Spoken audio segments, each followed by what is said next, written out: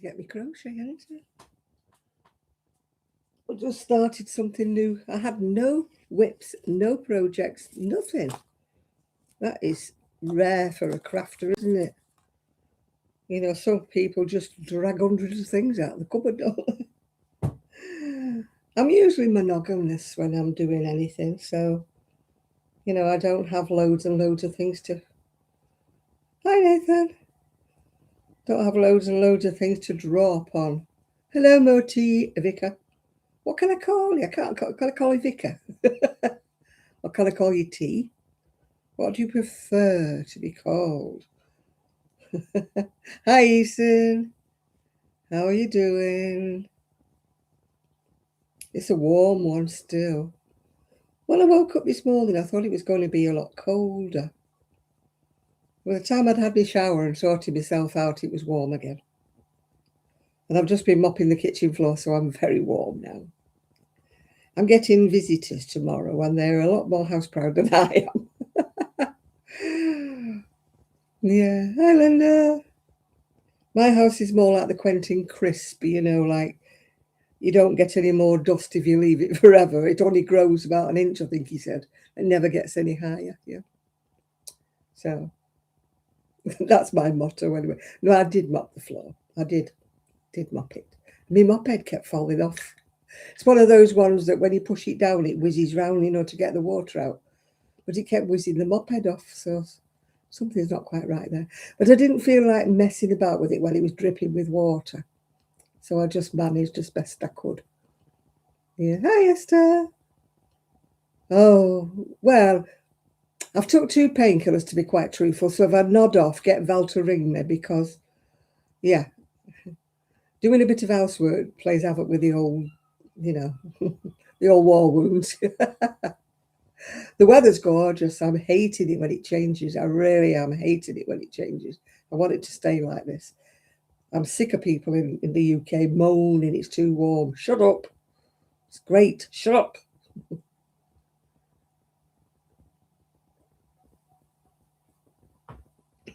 I was built for warmer weather. I was not built for cold, rain. Definitely not the rain. I know we need it for the gardens, but now and again. Not continual.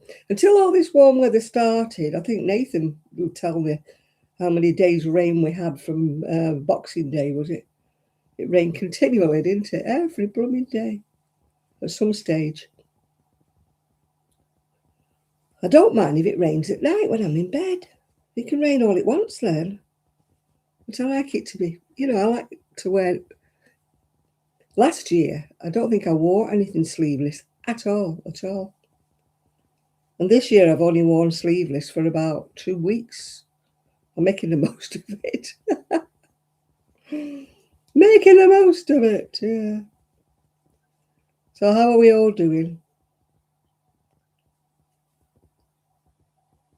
I know it was a lot of weeks of rain. It never stopped, did it? I don't think we had one day without some rain of some description.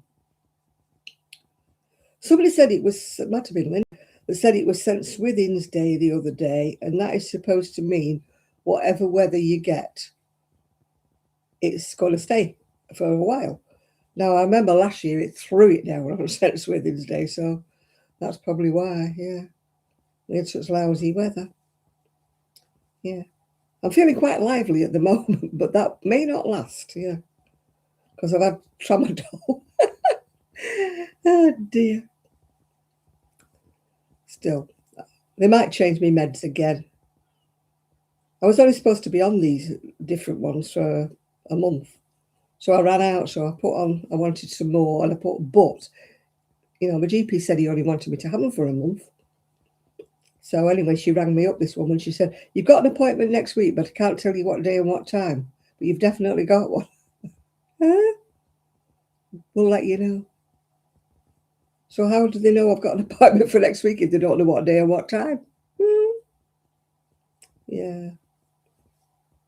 Well, the lads came and finished off the drive. They'd put the block paving down, but they need to put some kind of sand in between it all. So they did all that, and they came and I paid him. Thankfully, he stuck to the estimate. Because an estimate is an estimate, isn't it? You know what I'm saying?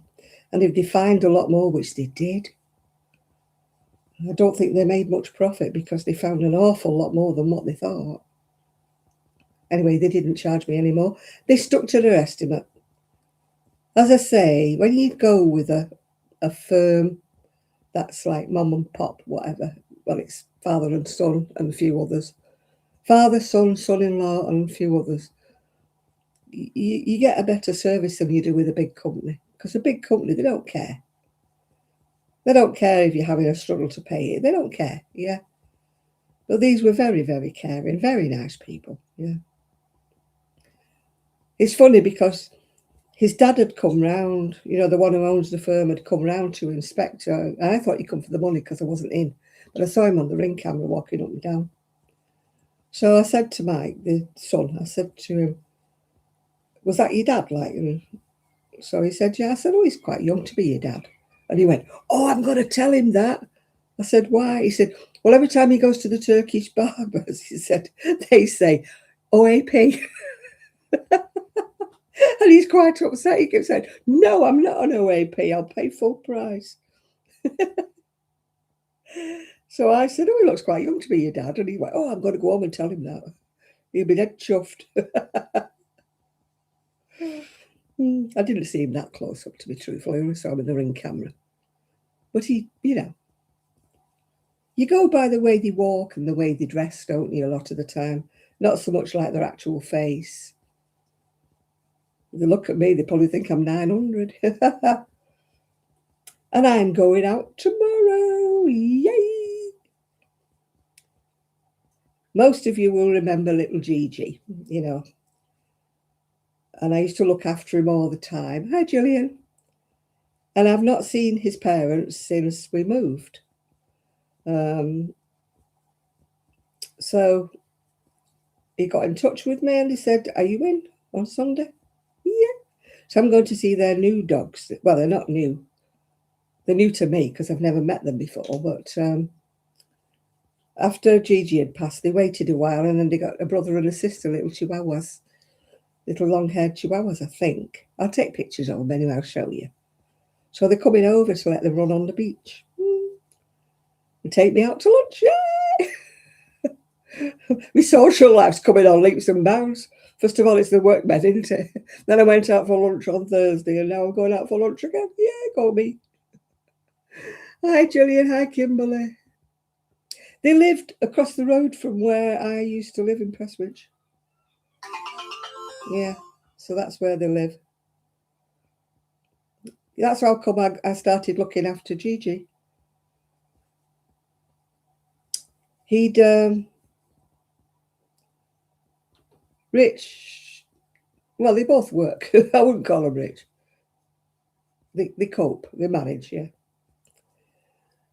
How come I started looking after Gigi? Oh, he wasn't well. They both had to go to work. And I was talking to them and yeah, Richard, yeah. I was talking to them and it was something to do with Gigi not being well. And I said, I'll bring him over. I'll look after him. And that's how come I started looking after him. Because they didn't like leaving him on his own all day, you know. And also when they went on holiday, they didn't trust anybody else but me to look after him. So I don't know who they have to look after these two when they go away. I don't know. Hope it's not me. I don't think it will because it's too far from Sheringham.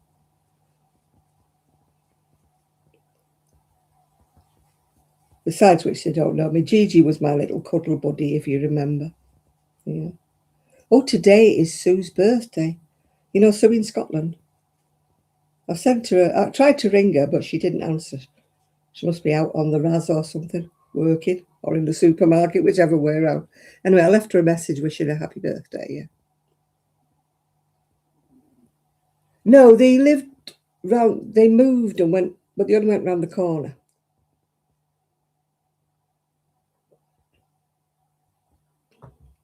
No, the house across the road from me now is I don't know who's in it actually now. Maybe I'll find the gossip out tomorrow. Who lives where? A lot of the houses on, that on my old street changed hands now. They're all a lot of youngsters now with babies and things. I would have still liked to have lived there because I like babies, yeah. Well, other people's babies. Hi, Val. How did it go today? At the tabletop thingamajig, did you take Eric?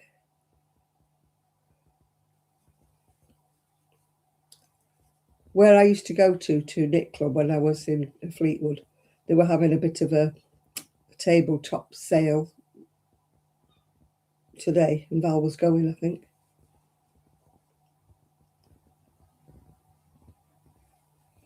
So they're having coffee and biscuits, I think, or cake. Coffee and cake. Well, I watered my garden. It's looking very pathetic.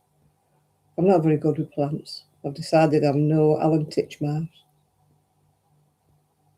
I try hard, but I don't know why. And I hoovered.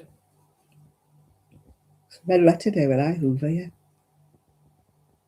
Every kind of bacon, butty and a coffee. Woo-wee! If you're in America, a butty is a sandwich. I don't think there's any Americans in at the moment, so we're all right. Everybody knows what a butty is, yeah.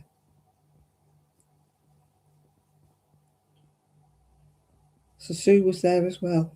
Did you buy anything, or were you very good? Did you resist all temptation, apart from a bacon butty and a coffee?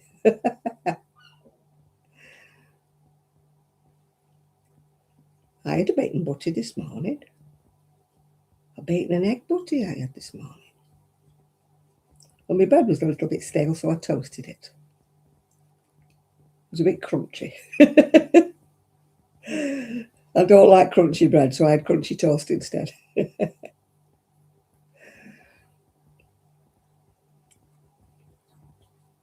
But then it meant I didn't want any lunch. Hi, Chris. How you doing? How's everybody doing? I started something new, not for me. I did put the 2 cardigans on Facebook, but no interest, apart from people saying, oh, it looked nice. So they'll have to go on eBay.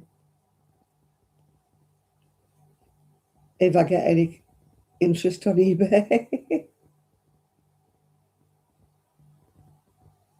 The sewer is, touch wood, sorted. Sorted. I can flush with confidence now. It's funny, you don't notice that your shower isn't draining quickly. I used to be standing there, in about a couple of inches of water, which was a little bit worrying because it's only got a little rim round the shower. And I kept looking and making sure that it didn't go over and go onto the bathroom floor. Anyway, now it goes down the drain a treat. So it just shows, doesn't it? Now it's connected to the drain. It's actually connected to a drain, and it's not just draining into the subsoil. Yeah. Yeah. Got my top on today. I found the pattern for it, actually. I know somebody's going to ask me, so I found the pattern. It's in this book. I don't know whether it's still available, but it's in this book. I've made nearly every one of things in this book. And that's the pattern. It's got a short sleeve or a long sleeve. But if you notice, I made the neck a little bit lower. It's a bit strangulation, isn't it, there? So I made mine a bit lower. That's what it's in. I've made that one that's on the front cover. I've made that one that's on the back cover. Don't have either of them now. I haven't made the waistcoat. I haven't made that. I'm not a lover of waistcoats, really. I haven't made that waistcoat either. My mum used to love a waistcoat. I used to make them for her. I've made both of those.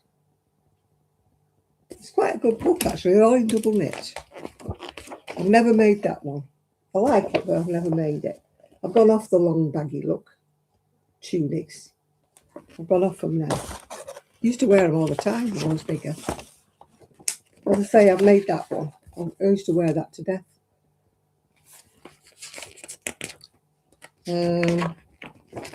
That one I've just shown you, haven't I? I've not made that one, but I've made that one in the waistcoat and in the top. I made both of those. And that, I've made that, I've got it somewhere. It's gorgeous, that. I made the short one. In fact, I don't know where it is, to be truthful. I've got it somewhere. I know I have. I know I made it. And it goes in 3 different lengths. Gosh, if I can't find it, I'm going to have to make it again. It's absolutely gorgeous when it's done. But I don't know where it is. Yeah, I can't. It's probably gone with that lilac cardigan I can't find either. That's annoying. Just realised I don't know where it is.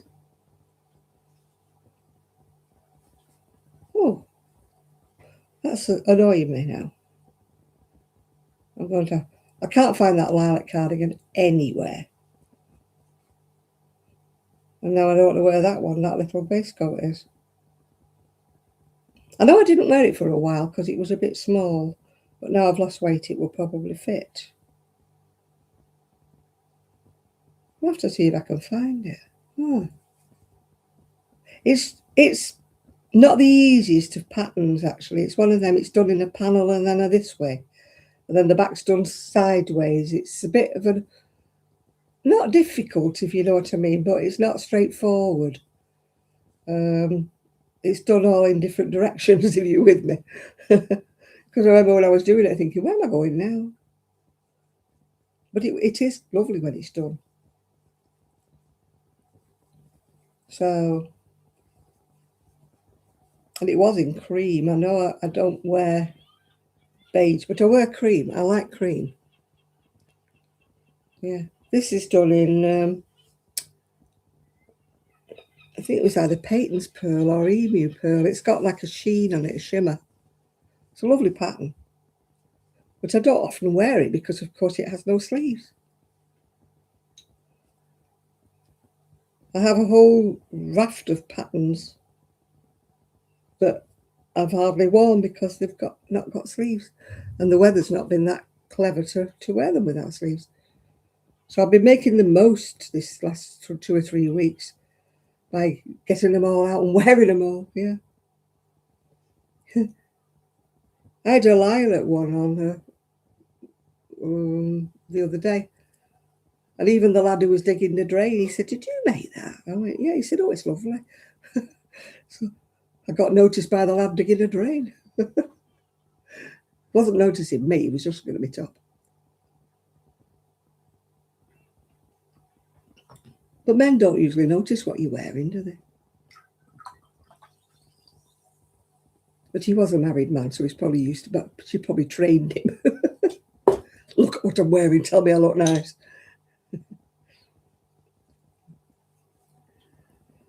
Yeah, I'm using some, it's discontinued now, so if you like it, it's tough, you won't get any. It's called Maple Double Knit. It's got a sort of like a bit of a wrinkle to it.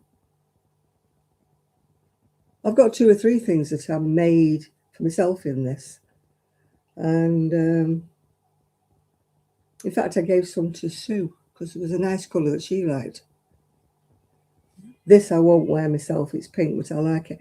I got it on, there used to be a firm called Kemp's. I think they're still there with the shop, but they don't do the online bargains anymore. I used to get some brilliant bargains. They used to buy up, you know, from companies like Serdar and Peyton's and everybody when they were discontinuing things. They used to buy them up.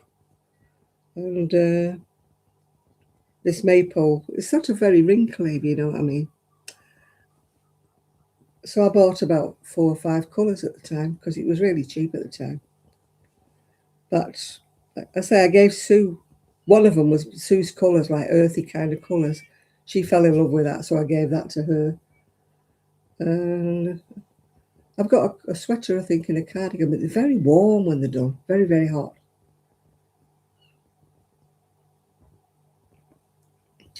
No, my lilac sweater wasn't showing anything. It was only like this. I wasn't flashing the cash or anything, you know. I know when I'm talking about, you know, people who have these like Patreon and members only, I keep saying OnlyFans. It's a different thing altogether, isn't it? I said that to Kimberly and she went, oh, I'd never do that. I went, joking. I didn't actually mean OnlyFans. I meant, you know, that, not Patreon. What's it called? Is it members only or something or other? I don't know what. Where you pay so much a month. I don't do that. What do I have to tell anybody? You know, like, come here, tell your secret. No, I don't have any of that. And I still haven't responded to me. Yeah, there's Patreon and Patreon, whatever it's called. But there's another one, isn't there? Like members only. It's not OnlyFans, obviously. It's not called that. It's called something else where you know, you send money gifts and stuff like that. I don't know what it's called. A lot of people do it now. I mean, in one way, I can't blame them because YouTube don't pay a lot when you're just like a little piddly person like me. In one way, I don't blame them, but in another way, yeah, I don't feel as though I've got anything else to offer. You know, any patterns, any whatever extra that you wouldn't get from me, from watching me anyway. You know, I'm not one that's, you know, got secret patterns and, you know, if you join my group, I'll tell you a pattern, or if you want to know more, I'll tell you this. I haven't got anything like that. I'm just boring. Boring old crow. Was it Moany Old Doe, wasn't it? Something. It was a song. I'm still singing Big Boom, Val. It's stuck in my head. It's like one of them Ibiza anthems. Big boom in the room, everybody goes kaboom, kaboom. Val said to me, why did you send me that Big Boom? I said I didn't. I put it on Facebook. She went, oh, yeah, so I've seen it. But you know when you get a song stuck in your head, but it's brilliant for doing your housework too. It's right. I would be dancing around the kitchen if I could, but I couldn't. Yeah, Mouldy Old Doe, Lieutenant Pigeon. The bananas are going a bit off talking about Mouldy Old Doe. I must do some banana bread, but I can't do it tomorrow. Yeah, well, I'm usually like Quentin Crisp when I'm doing housework, Val. You know, it just doesn't go any worse, does it? You just hoover up the crumbs a bit, don't you? So you don't want mash, you know, just hoover up the crumbs. I've got a U-bank, if you know. People in America will have no idea what I'm talking about. A little U-bank. You don't plug it in, you just roll it backwards and forwards. And I love my little U-bank.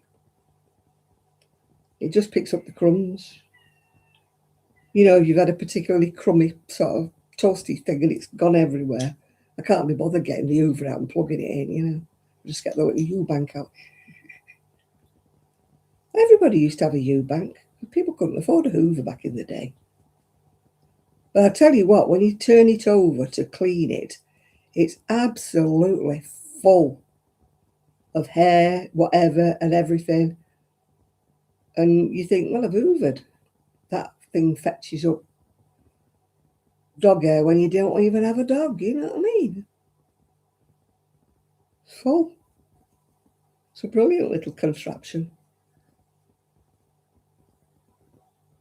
You don't always want to drag the Hoover out. And me with having a bad back, you know, sometimes if I'm on a bad day, I don't want to be pushing a big heavy Hoover around, you know. I mean, I've got one of them Sharks as well, but the weight's on the handle, you know, like the mechanism, the engine, whatever you call it, motor, is on the handle on a Shark. It kills me. It kills all my arm. It's the weight. I'd rather push a heavier Hoover around. Well, whatever you call it. We always call them Hoovers, even though they might not be Hoovers. Because the weight on a big Hoover is like down on the floor. But these sharp things that they're selling, it hurts your arm. It might not do if you're young, fit and active, but when you're an old crow with problems, you know, it hurts. I bought it thinking it would be lightweight, but no. Yeah. It does hurt your arm, doesn't it? When you've hoovered a bit.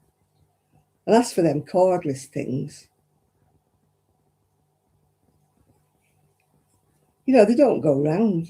They only work for a bit and then they run out of steam and you have to keep charging the bleeding things up. You know, I've got friends who've bought them and wish they'd never bothered. Yeah, but does it do your whole flat or do you have to keep charging it up? That's the beauty.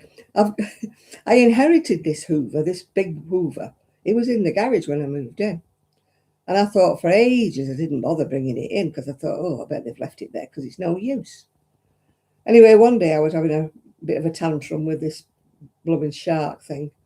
I thought, I'm going to bring that Hoover out of the garage. Brilliant. It nearly sucks the pattern off the carpet. I don't know what they left it for. Probably because it was big and cumbersome. But I use that most of the time. You know. In fact, I just bought some new paper bags for it. I didn't know whether they'd still have the paper bags because of it being an old Hoover. Well, it's not called a Hoover, it's called something else. Anyway, I managed to get them on eBay. You can get most things on eBay, can't you? So I put a new bag on it. Yay, go me. The only thing it doesn't do, it says it does the edges, but it doesn't. I need to get a little hand brush, you know. I used to have a brilliant little tiny, like a wire brush that I used to do the edges of the carpet with, you know, before I hoovered. And of course, it didn't make the cut, you know. So I'll have to have a good look round.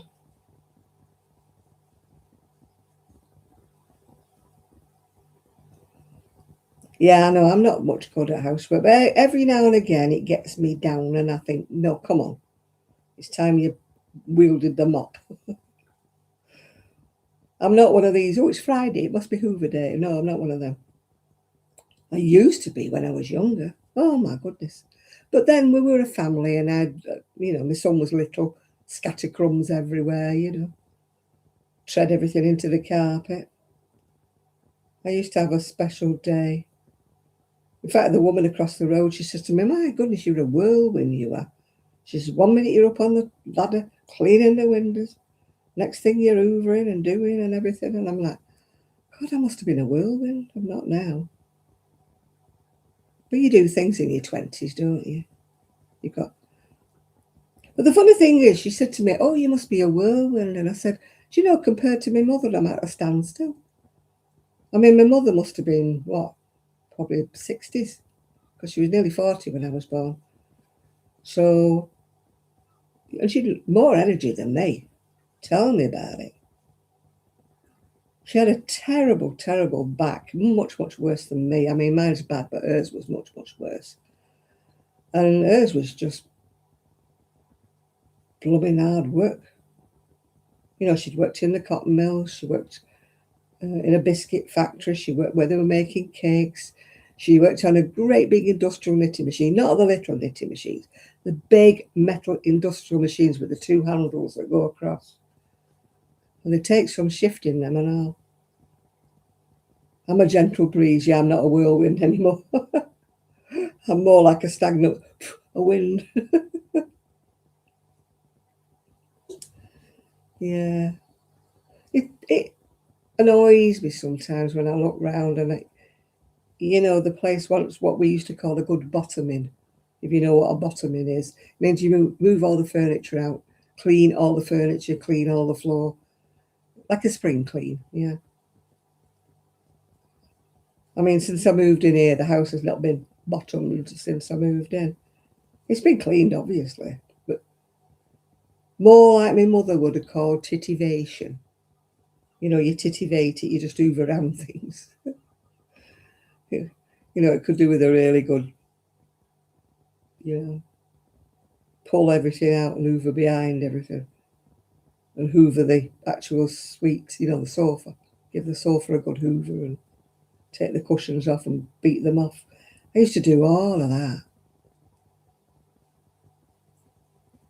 And we used to have a Venetian, this is why I hate Venetian blinds. We used to have a metal Venetian blind in the dining room kitchen. Oh, God, it was a nightmare.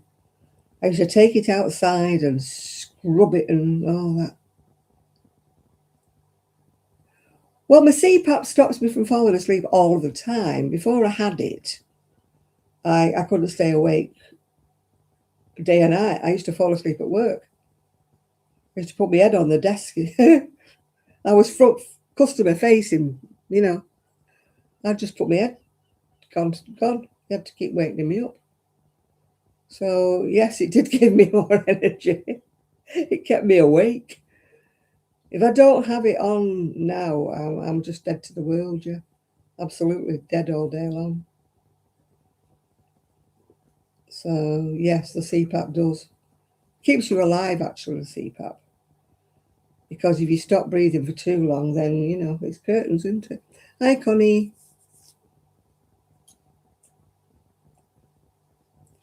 So, yeah. When I had my test for it, I woke up I think they said more than 120 times I stopped breathing in the night. You're like, what? And it stops you snoring as well, which is a great help if you have a partner. But knowing my luck, I'd probably get a partner that snored. My ex didn't snore. He was quite quiet in that department. It was me that was the snorer. My son he can suck the curtains in, my son. But he wears a CPAP now.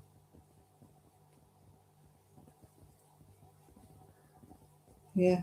Before I got I didn't have a CPAP when I was married. My ex-husband used to accuse me of sucking the curtains in when I snored. He used to poke me in the middle of the night. Turn over, you're snoring.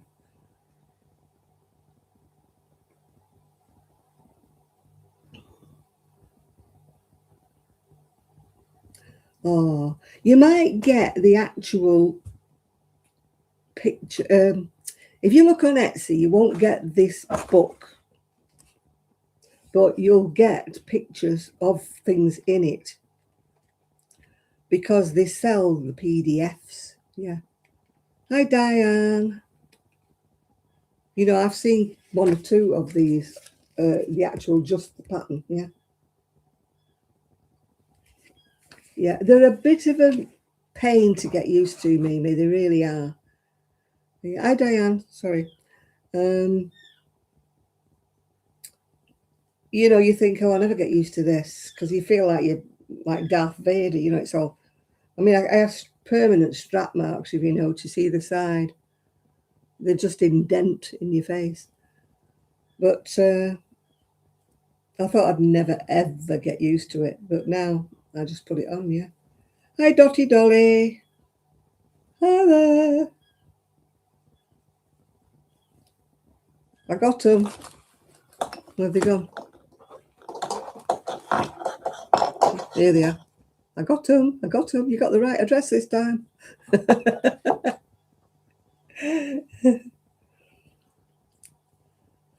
Dotty Dolly sent me some Turkish Delight for my 80th, but never arrived. But she discovered she probably put the wrong address on. So some nice postman was probably eating me squashed Turkish Delights. Because they never came. Yeah, I put some things on eBay. People say put it on Vinted. The problem with Vinted is the people who buy from you choose which way they want it sent. And I'm not faffing. I can't do them QR code things. My phone doesn't do them. So, I mean, I've got a box just at the corner where the shop is. But I have to ask a neighbour to do it for me. So I don't want to go on Vinted and they choose, well, they're going to choose Impost or whatever because it's cheaper.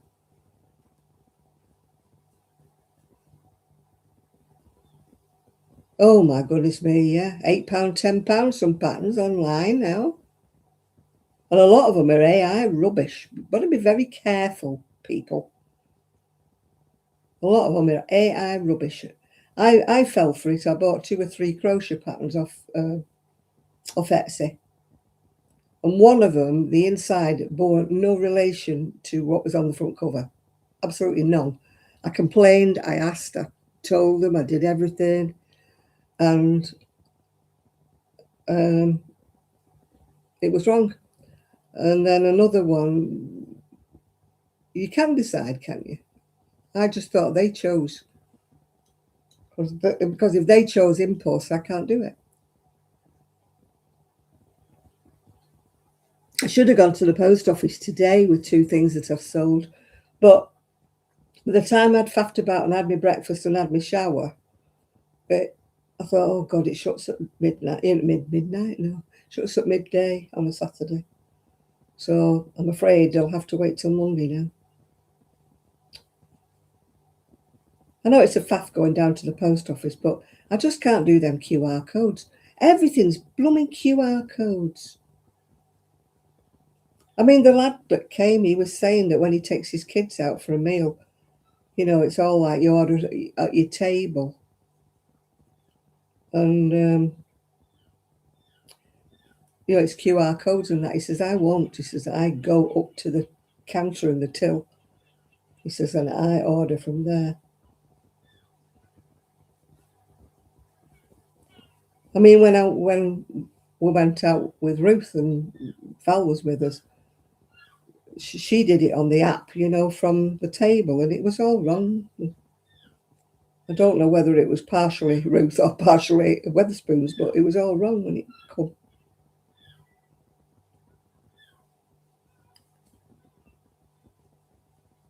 I'm no good. I mean, I do this and that, but I'm not. Mine just pays straight into my bank account, Mimi. I don't have a PayPal account for eBay. I do when I'm buying anything. I buy them through PayPal because you get a guarantee that way, don't you? But when they send me money when I've actually sold something, they send it to my bank account. Well, it transfers. You have to go around the houses to try and get your money. I tell you, off eBay, they don't make it easy. They don't send it automatically. You've got to claim it, if you know what I'm saying. But yeah, I've got a little bit to claim. Oh, my pension came in early this month. They must have known I was skint. We won't let the old bee get overdrawn. It's so funny. I think I told you they took my credit card off me, not because I was overdrawn or anything, because I didn't use it. So they took my credit card off me. They said I didn't want it because I didn't use it. Even though I complained, they said, no, you don't use it. You don't need it. Now they've reduced my overdraft limit. Not that I ever use my overdraft, but the one time where I might have had to use it because of paying this big bill, they took it, they dropped it right down, and I'm like, anything else you want to do to me? You know, they're all about making money, aren't they, the banks? They want you to have an overdraft so that they can charge you. They want you to have a credit card so they can charge you. They're just not, you know, they're not, there's no banks anyway. There's no banks at all. As of August, the last bank in Cleveland is closing. I think it's the Halifax.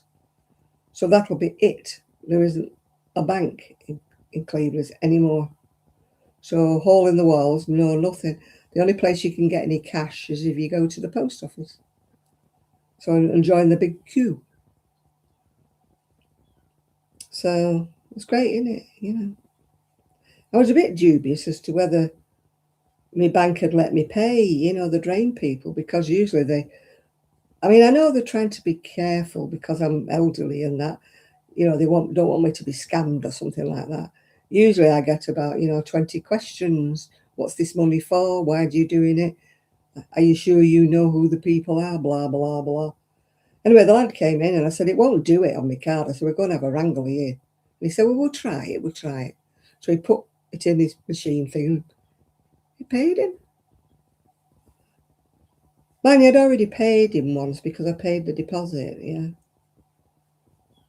But I was surprised because when I was paying for things when I lived in Fleetwood, it would not let me have any money or anything. I finished up in the end transferring the money over to my daughter-in-law, and she finished up paying, the bill. Because I was having a right stand-up row in the NatWest. I said, I want my own money back. It's my own money. Let me have it.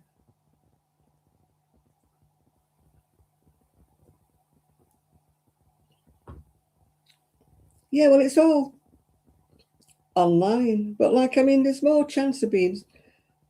you know Kim, don't you, Val? They've attempted to scam her, I don't know how many times. She's got a new card, she's got a new whatever, and they still tried to do it. The bank did stop it.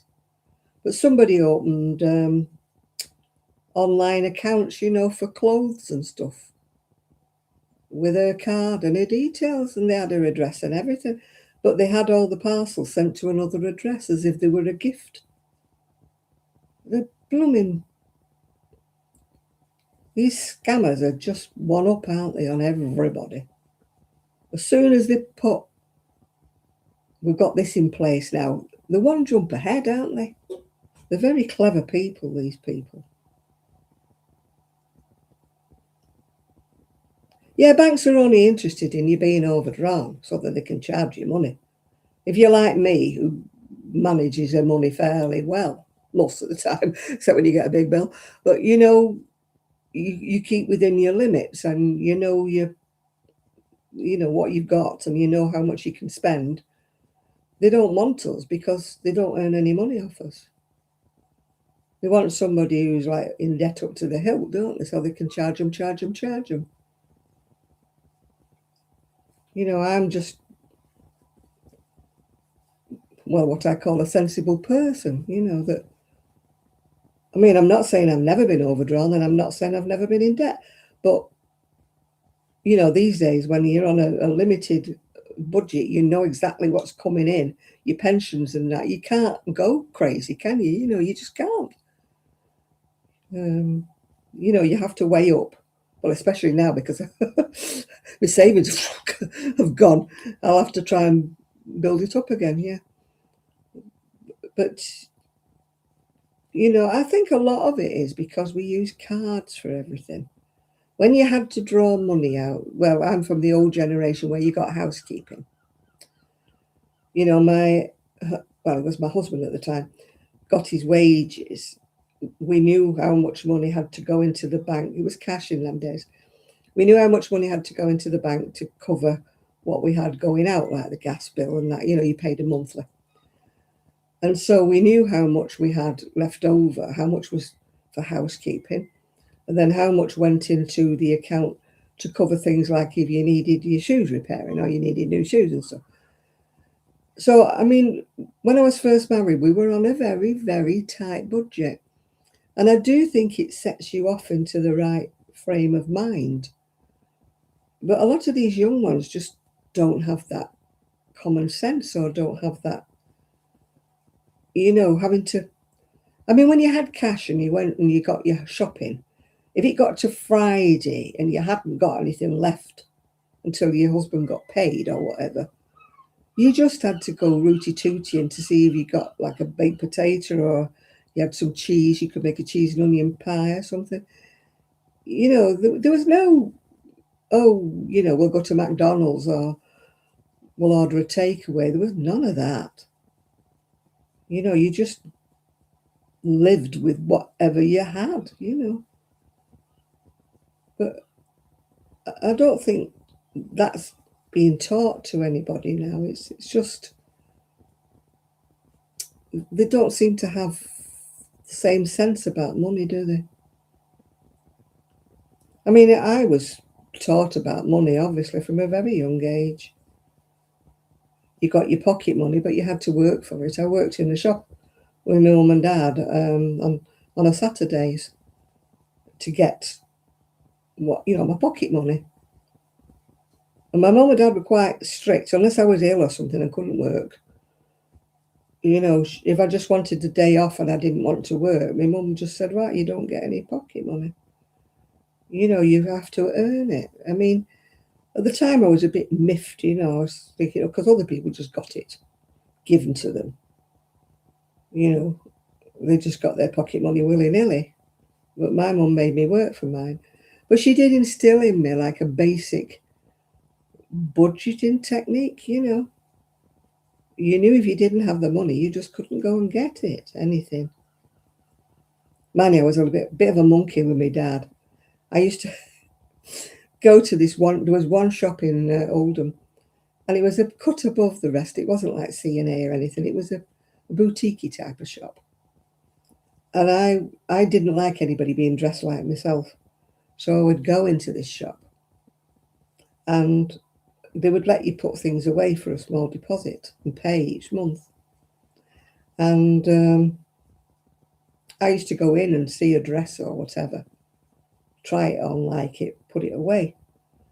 And then I'd mention when I came home, my dad used to go berserk. He used to say, you're not doing that. People will think we have no money, that we can't afford to buy these things. And he used to get his wallet out, give him the money, and he used to say, go and get it, and don't do it again. Of course I did. I was a monkey, I used to do it, yeah. Yeah, we pay monthly for water and sewage. It's like a set fee each month. But I don't think I have a water meter here. I don't know if I do or I don't. When I was in Prestwich, I had a water meter. I had to read it and tell them how much water I'd used. But here they just asked me, did I have a car?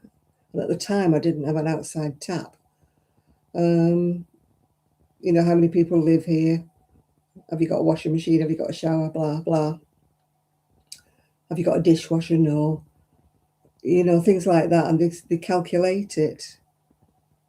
So I pay monthly, but I don't think I actually pay for the actual water that I'm using, because I haven't got I don't think I've got a water meter anyway. If I have, I don't know where it is. The water meter used to be underneath the stairs, yeah. Yeah, well, I prefer to pay monthly, because then I know where I am. Same with my rates, my electric. Oh gosh, they've stuck my electric right up, and it's not even winter, is it? I've not even had the heating on. I'll be sitting there in my duvet. When it comes winter, I can see it coming.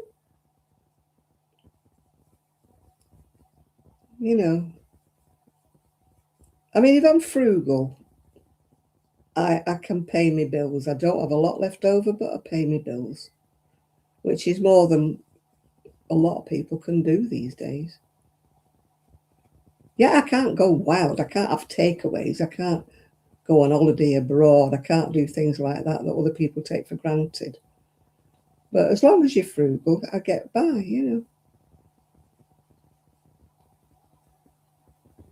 Still have enough money to buy myself a dress from Moonbeams and Mayhem every now and again, although that will stop until I get some money together again. Luckily, I did buy some things, if you remember, not long ago. So I'll have to make them stretch. They're pretty dresses anyway. It's not like I've got a wild social life where people will say, oh, she wore that last week, yeah.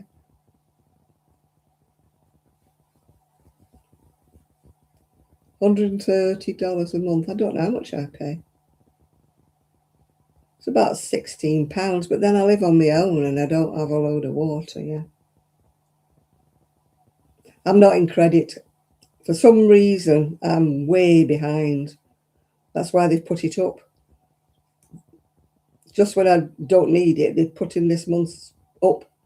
when it goes out in the middle of at the end of this month, we put it up by about 20 quid from last month because I'm in arrears.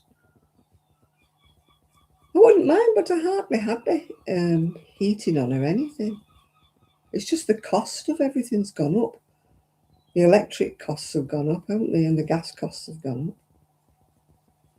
So there's no way I'm getting a refund for anything, Dotty.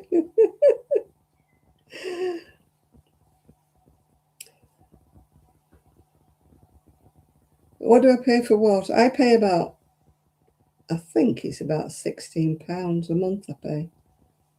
But like you say, I don't have a dishwasher. I don't have a car to wash. I don't have a garden to hose. I'm very frugal with water, really. It's only me and the washing machine. Because I hand wash my dishes, so that's just one bowl of water.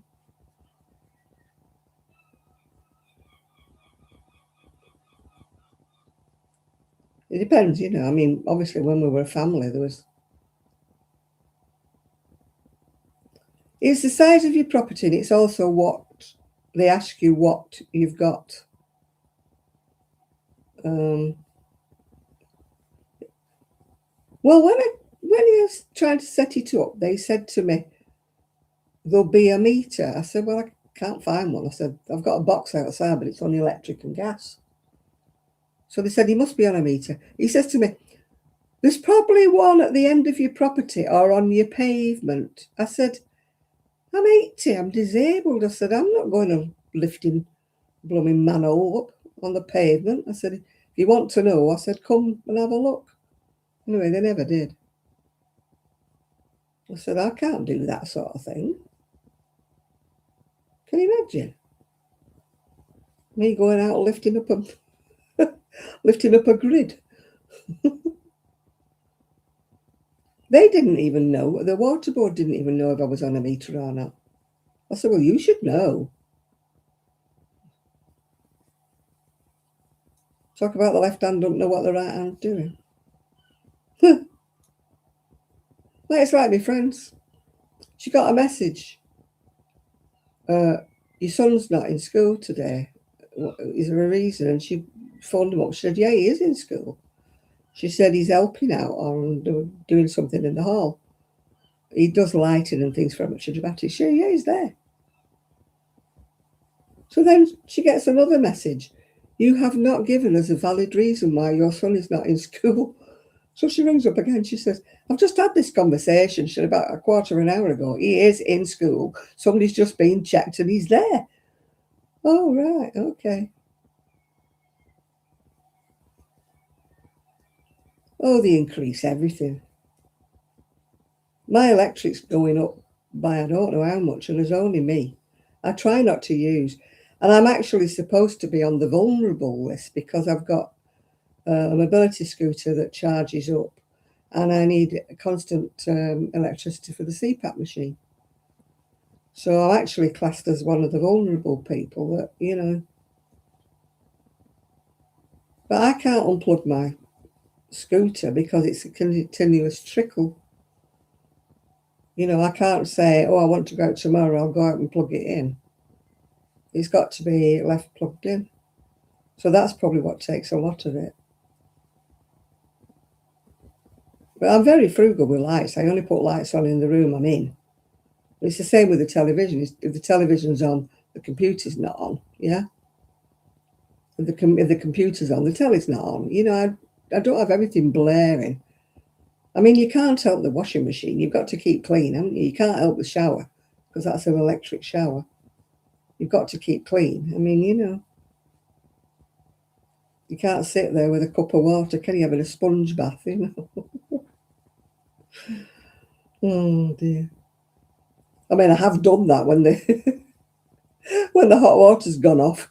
I've actually had to boil a kettle, you know, and make a little bowl full.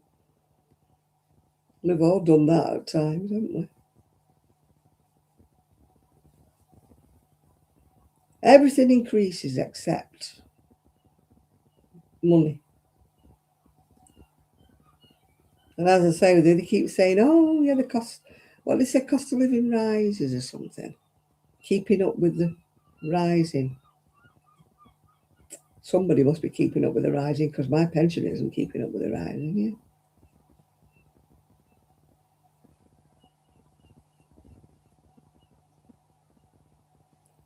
Yeah, they said to me, you're in arrears.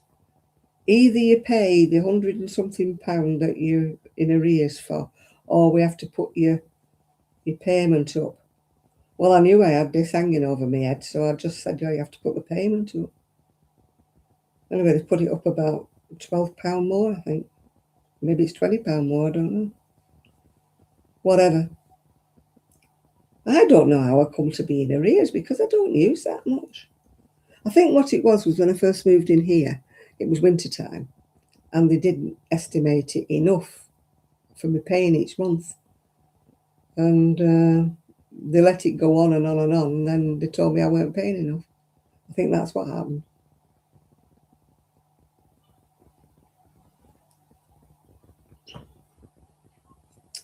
So we'll see how we go on when it's winter and I have to put the heating on. I've got a halogen little heater that doesn't burn a lot. I've got electric fire in the front room. I daren't put it on. It goes. Wizz, wizz, wizz, wizz, wizz. Yeah, I've got a smart meter. I don't like looking at it though. In the winter, I was trying to keep it down under £5 a day when I had the heating on. I'd put it on in the morning and I'd turn it off. But I've got one of those heated throws, you plug in. So I sit under that when I'm doing my crocheting. Yeah. The smart meter is one of these things that con you. It tells you how much you're using. You're looking at it as it's happening. So it tells you how much you're using each day. Which of your appliances makes it whiz round faster. I mean, I don't have a tumble dryer anymore. I won't have one. Because they suck up the blooming electric like nobody's business. I use the sunshine outside on my washing line. In fact, I did another load of washing today and it was dry in about an hour and a half. I can't understand why people use a tumble dryer when it's sunny. No, I don't. They read it for me. I don't have to do readings, yeah. Mind you, when we were at the other house, they couldn't read for some reason. They couldn't read the meter. The son had to go out every month and read the meter and text them, and even then, they kept doing it wrong. We had the ombudsman on it because they said we owed about £2,000 and we didn't. And my son was doing all the readings and everything. And even when we left, they said, you have to settle up your bill. And they said we still owed them £2,000 and something. And we were just leaving. So we said, right, just pay it. So I don't know, the people who've moved in will have the same wrangle that we had. The electric meter had been put in by another company. And the company that we were using couldn't read the meter. And I think we were paying for a street light, the amount of electric they kept saying we were using. So I don't know how they're getting on, the people who bought the bungalow. I don't know whether they've managed to sort it out, but they kept telling us we were £2,000 in arrears. They've had to have the Blackpool Illuminations attached to us to get in arrears like that. Because we were paying it each month. We were paying quite a substantial amount each month. So we were glad to leave that behind. As I say, I hope the people who were in there have managed to sort it out, because we never could. We even had the ombudsman on it. We had everybody on it. We had appeals going. We had everything going. We said, it's not right. It's not right.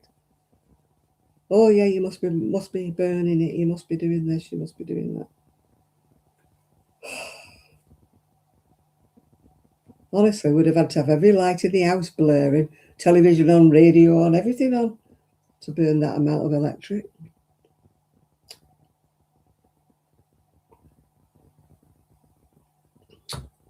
But I'm very, like I said, frugal. I've only got this light on. I haven't got any more lights on in the house. And the light I've got outside is a solar one, you know, the one above the garage that lights up the driveway. That's solar. I've got some nice new ones I need putting up. My friend's husband's going to come next week. He's bought a jet wash, and their teenage son is killed to use it. I went, tell him to come here so he can clean my windows. Because, you know, after the dust and that, they've dug up the driveway. It's like frosted glass, this window here. So I thought, well, I won't clean it. I'll let him come with his jet wash. He loves anything like that.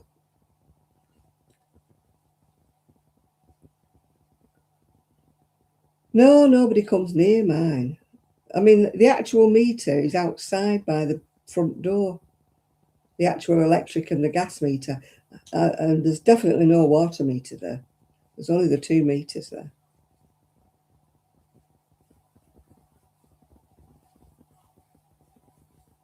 But nobody's been near me to read it since I moved in. I mean, it's what, 18 months since I moved in now. Nobody's been near.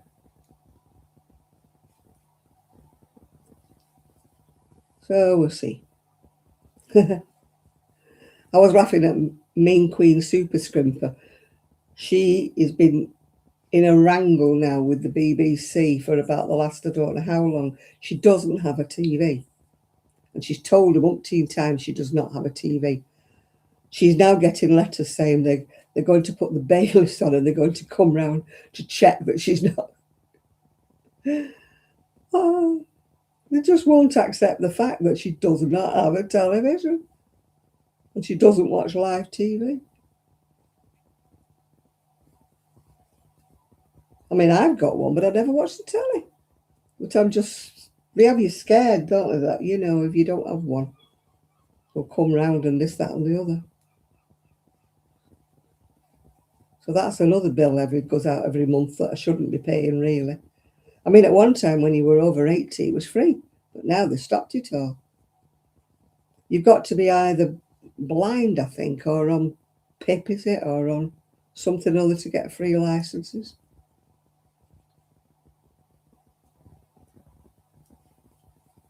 I mean, my friend gets a free license, but she's blind, you know. I mean, she wants the telly she listens to it, yeah.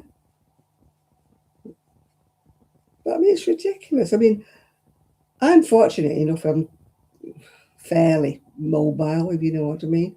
So I can get out and about. I don't rely on it to sit and watch it all day long. You know, I mean, a lot of people are not in my position. A lot of people are housebound. And that's their only thing that they can watch is the TV all day long. You know, it's not right, is it? I mean, there's a load of trash on anyway. But the actual TV, I think the only program I watch actually live is, I used to watch Death in Paradise, and there's one or two other, I've missed them, I'll just do them on catch up, that have come out. I watch them kind of detective things. I don't watch any quiz shows, I don't watch reality shows, I don't watch sport. I don't watch anything. I watch Talking Pictures on a Sunday because they're back in my generational thing. You know, they talk about adverts and chocolates and biscuits that you used to be able to get like in the 40s, 50s and things like that. That's the only thing I watch live. Because, like I say, I watched Death in Paradise, but then that's off at the moment. I watched... yeah.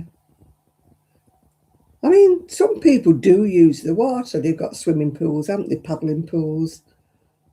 I mean, next door to me, he's forever washing his car. I mean, if the hosepipe ban ever comes out, he's going to be scuppered because every weekend he's washing both the cars. It's a wonder he hasn't washed the paint off, you know. But it's so funny because as soon as he washes it, a seagull will go all over it. I think it's my seagull.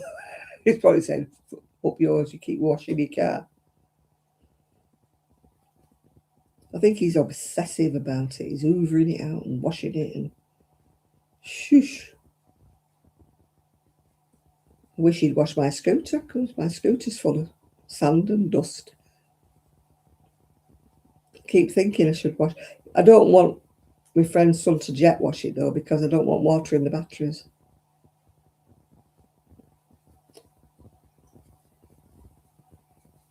You can jet wash my windows.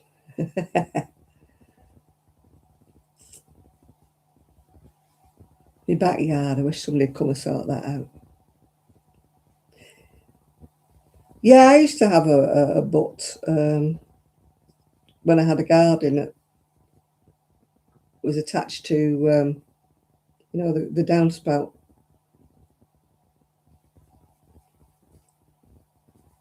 Yeah, I used to have a water butt. It's supposed to be good for your hair, isn't it, rainwater? Although I wouldn't like to say because, you know, what have you got pollutions in the rainwater now these days? Acid rain, they used to call it, didn't they? But it used to be good for your hair. I said, if my sewer goes again, I'm going to stand in the yard with my shampoo and get rained on. He was so funny when he said it was doing the drain, and I said, I hope you get it fixed. I said, if I want to go to the toilet, you know, and he said, it's all right. He said, I'll put your little porter tent over the drain. He said, and a little seat. I said, he was joking.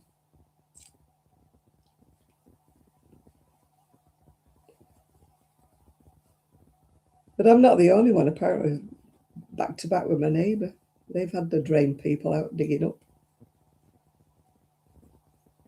They must be all going at once round here. Because they were all built at the same time, weren't they? 1950 something or other, I think this one was built. I don't know because I don't have the title deeds or whatever. I'm hoping my son's got them somewhere safe. I ain't got them. Not that I should be worried because I'll be deed, won't they, when they're selling it? Unless I won the lottery tonight, of course. And then there may not be a Saturday Live next week because I might have gone on holiday somewhere. Man, I can't go yet because I haven't got a passport. I'd have to go somewhere in this country.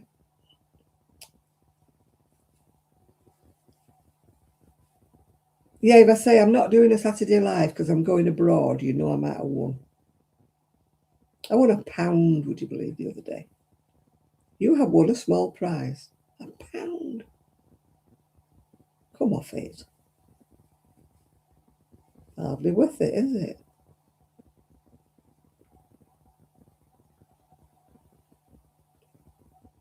And I haven't won on the premium one since Adam was a lad, so. And I'm not on that postcode lottery. You can look up on the postcode lottery if anybody in your postcode's won. So I presume that nobody in my postcode does it because nobody's ever won.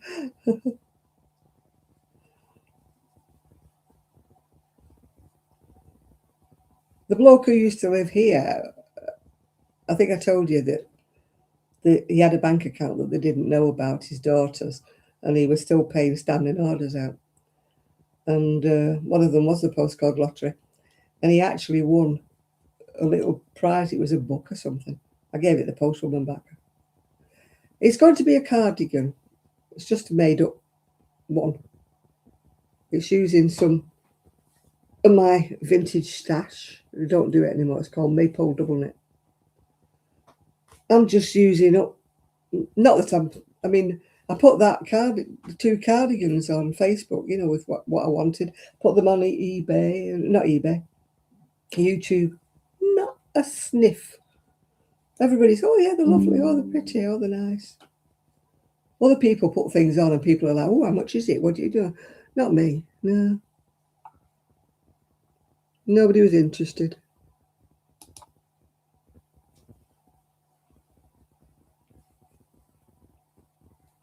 Somebody at Knit Club said, "Oh, I'll buy it off you for the cost of the wool." I went, "That's not the point. If I wanted the cost of the wool, I would have just put the wool on eBay." You know, I would like a little bit of something for me time. Not that I've made much on it at all. I was asking 35 plus postage for that hexie.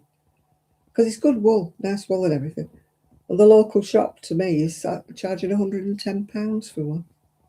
Whether she's selling them, I don't know. But then, you know, there's tourists, isn't there? Maybe I should get a rail and sit at the end of my driveway. Not that anybody passes by. Only people who live here pass by.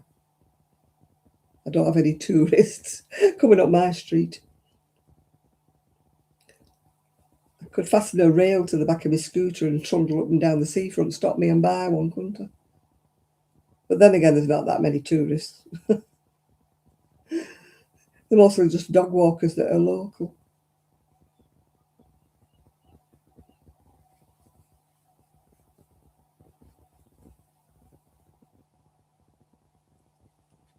Yeah. There's supposed to be a catwalk thing at, you know, the church we go to, Val, for clothing. I don't know when it is. I won't be going because I've got no brass. I will not be going.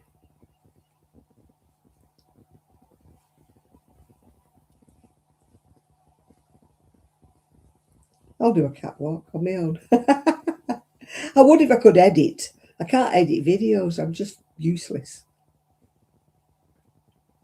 You know, if I could do little snippets of me wearing the things, walking up and down or something. Yeah, look at me, I'm gorgeous.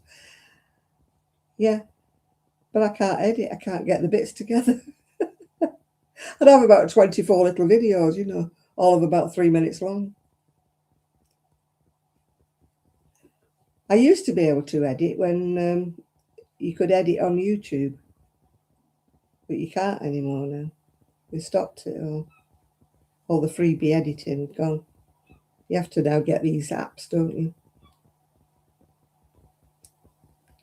I don't like these apps. One time you bought a CD, didn't you? Say you wanted Word or something like that, you know, to write your things out with and stuff.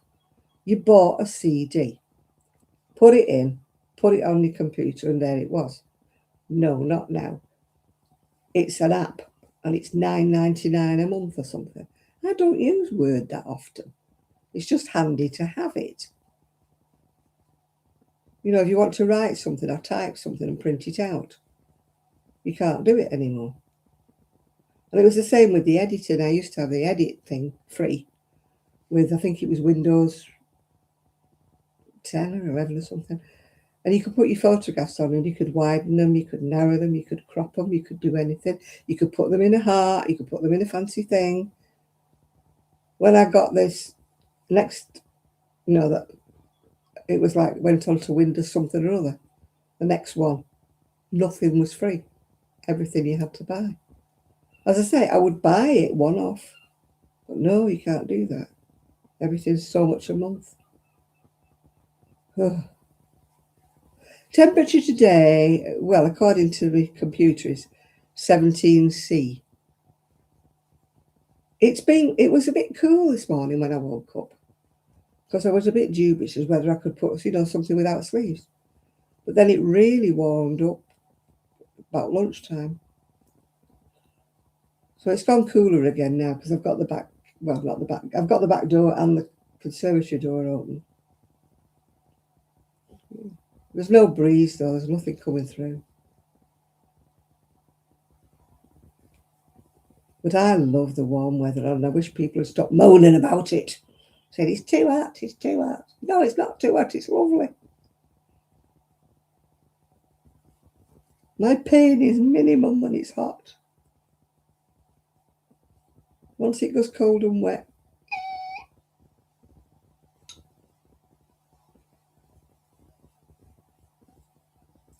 It might be too hot in America, but it's not too hot over here. It never gets that hot over here. I think down south it's got a bit warmer than we have. I live by the sea. You've always got the sea breeze. Takes the heat out of everything. When I lived in Fleetwood, my God, it never got to the 80s. It was always like a breeze.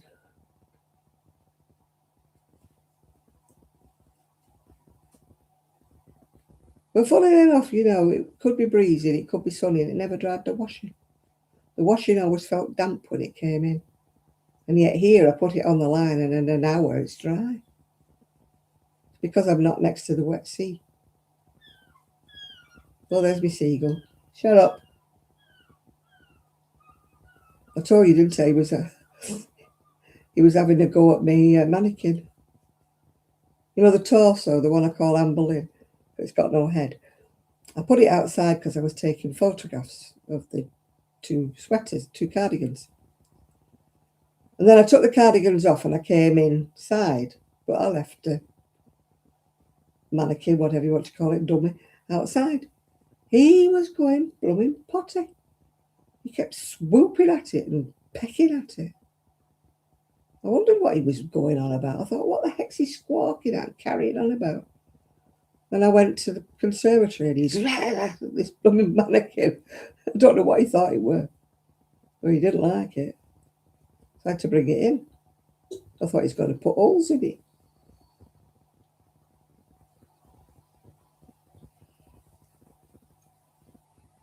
It's good job it weren't Paris with her wig, otherwise Paris's wig would have finished up in the nest, wouldn't it?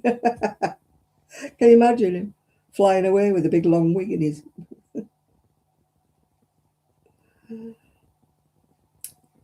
I've put her in the...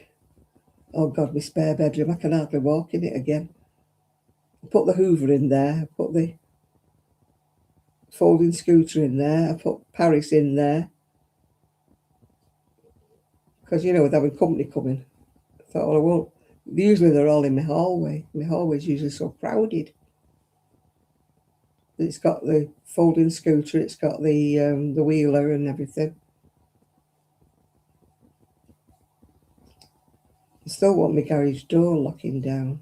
When that's locked down, I can put all that stuff in there.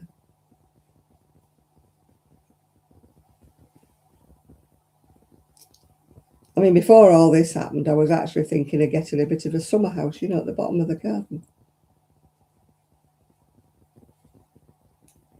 But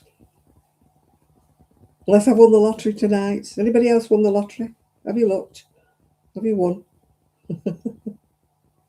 If you've won, remember my name. If you've won millions, I will be begging. I'll be changing my tune and I will start begging if you've won the millions.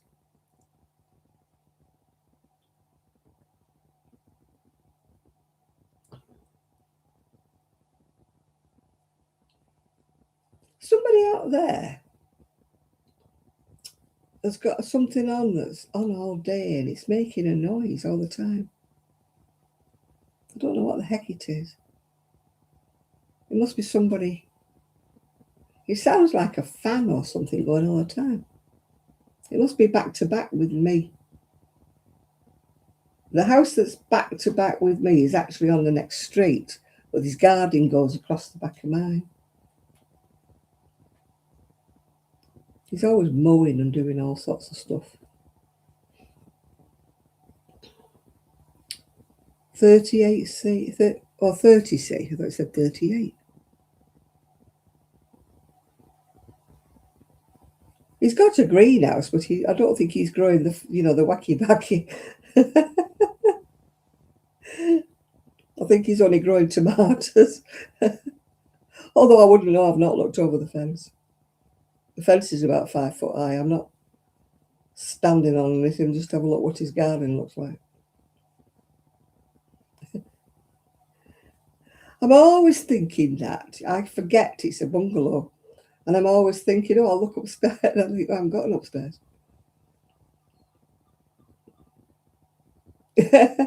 I don't know. I've not been around the corner. I don't go anywhere. I've not even been in the park across the road yet. in the dog park. I've not been in there yet. I don't even know if it's got flowers, whatever it's got. I don't know, because I've not been in. You think by now I would have had a look round, wouldn't you? And got nosy. But I haven't. I haven't. You didn't win anything tonight. I'm not looking. I want it to be a surprise tomorrow morning when I don't win anything. Or maybe I'll win another £1. You never know your luck, do you? Well, they do say, don't they, look after the pennies and the pounds will look after themselves. In my case, no.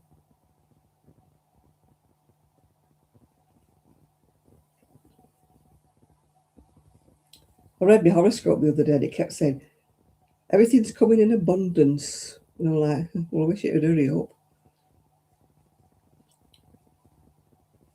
I'll settle for somebody buying me crochet.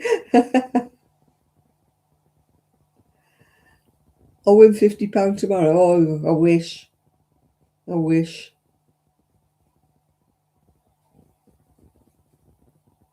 It all works out in the end. It might spoil me if I become a multimillionaire. I might get too big for my boots. I'd like a chance to get a little bit too big for my boots, yeah.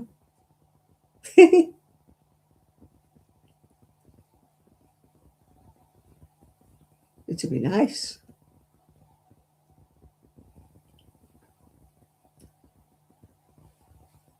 Then we can pay the water bill and the electric and the gas without worrying about it. If I got too big for my boots, yeah. Have you seen me with an entire wardrobe from Moonbeams and Mayhem? Yeah, I might be doing lives from the Caribbean, yeah.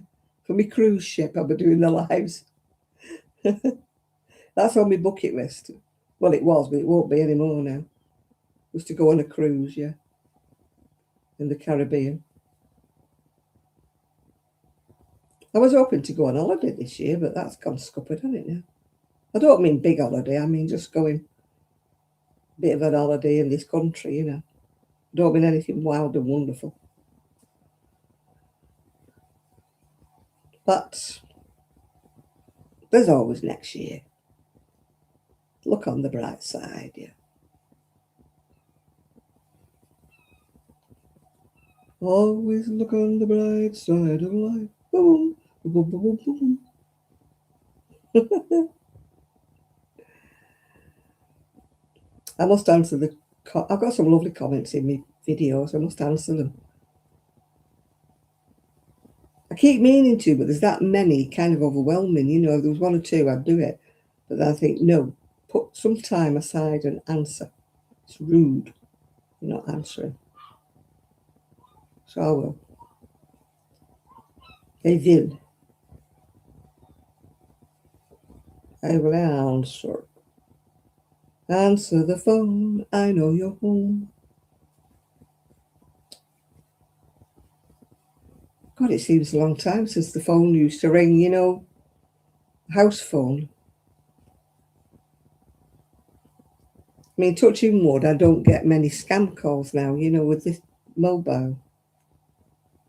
When I had a house phone, I used to get 2 or 3 every day. You know, your computer's this, your computer's that, or something or other this. And, oh, go away.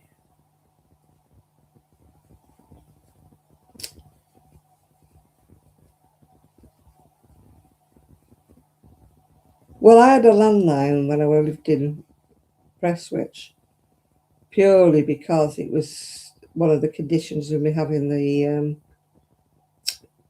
internet. But when we moved here, my son said, you need a landline. I went, no, I'll just manage with my mobile. I mean, it would be a bit awkward, wouldn't it, if my mobile conked out, because, like, there's no phone booths or anything around here. There's no buses, there's no phone booths, there's nothing. And I keep thinking I'm going to write down the numbers, that I've got in my phone just in case anything ever does happen and it dies. Because I wouldn't even be able to ring anybody because I don't know their numbers offhand, like at one time we used to have a phone box, didn't we, with everybody written in, with their landline numbers next to it, yeah.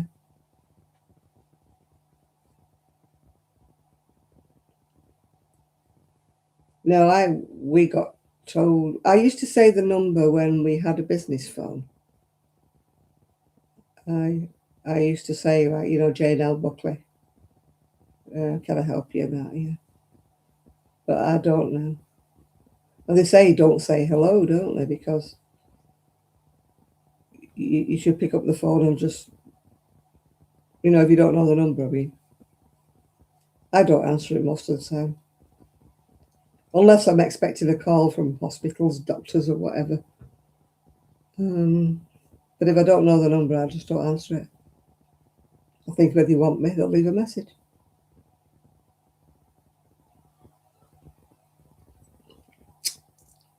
Yeah, well, I mean, I used to get funny phone calls, the heavy breathing type, which is why we got the answering machine, which they used to do in the old days. And we got told by, I think it was BT or something, don't pick up the phone, let the answering machine pick it up. And then if you recognise the voice, if it's one of your friends, then, pick up the phone and speak to them. It worked. The random caller stopped calling me because he didn't want his voice being recorded on my answering machine. So it stopped him in his tracks. He was creepy. He used to say things like, "You're looking very nice today, Janet, in that whatever dress. Really suits you, that colour." Whoa! As you're looking out the window thinking, one of my neighbours. Who is it?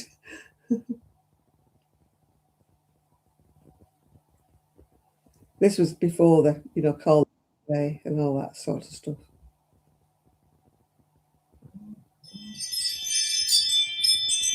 That's next door.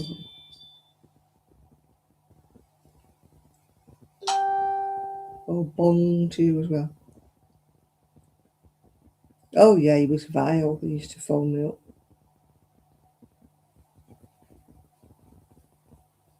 It was just so creepy though because he told me what I was wearing and stuff, and he was always right.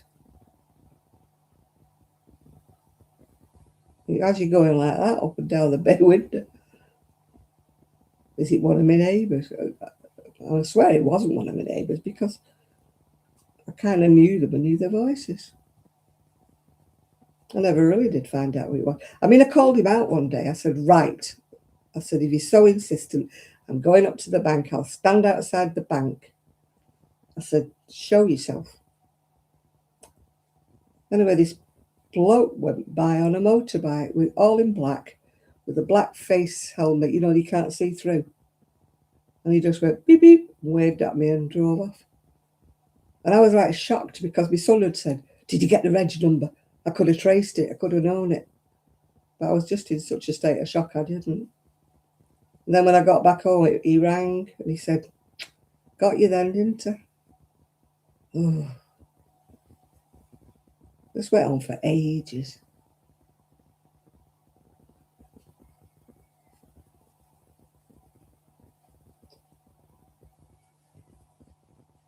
And then one time I put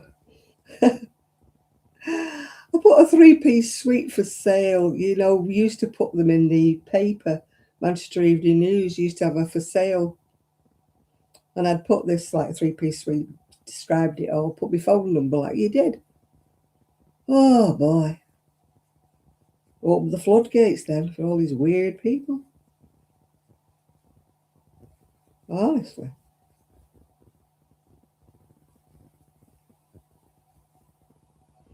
I remember one guy slipped up. I did the 1471 and it was his number, left his number. So I rung this number and a woman answered. She said, can I help you? I said, do you mind telling your husband not to, you know, send me phone calls, blah, blah, blah. And she goes, you're mistaken. You're mistaken. Not my husband. You're mistaken. I went, she said, no, no, no. Anyway, about half an hour later, I got a phone call from him. Don't ring my wife. I said, what do you mean, don't ring your wife? Yeah. It stopped. He didn't do it again.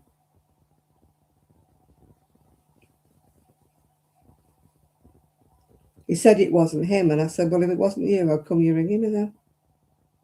How come you've got my number if it wasn't you? He couldn't answer that. I said, well, I'll ring your wife again.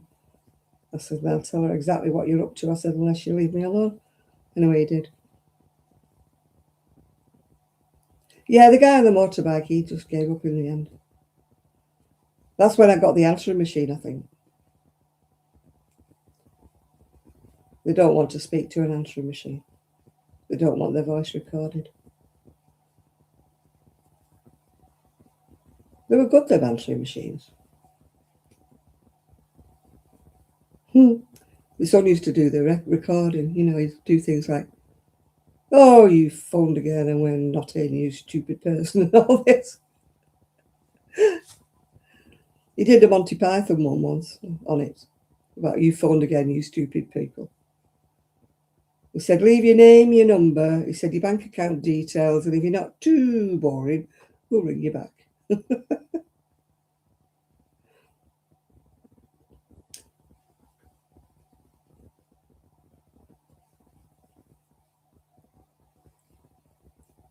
Oh, there's some peculiar people about. Yeah. Touching wood, I've not had any heavy breathing since.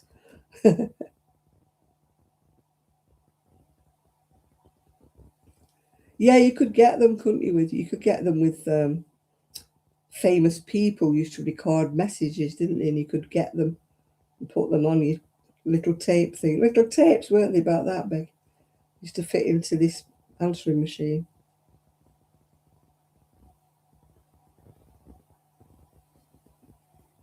They were good, them answering machines. I remember Peter Kay doing that skit. Hello, Peter, this is your mother.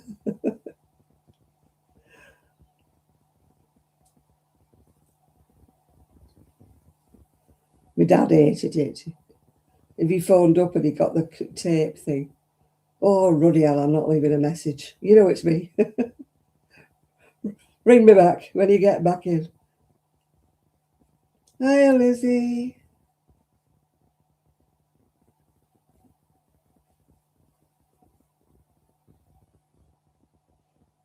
Well, I've got lavender in me puff thing behind, you know. It's not very lavenderish. I mean, last week I had rose and that was quite strong. I'd forgotten I'd put that in because it's not very lavender. Maybe I didn't put enough drops in. The weather is gorgeous, just my cup of tea. Absolutely beautiful. Not seen a drop of rain for weeks. At least 2. Everybody's moaning and I wish they'd stop it. I wanted to carry on until the end of the year. I'm actually wearing short sleeves. I'm actually wearing tops that I've not worn in years because it's never been the weather. I don't like wearing things like this with a cardigan on top. I want to wear it as it is, yeah.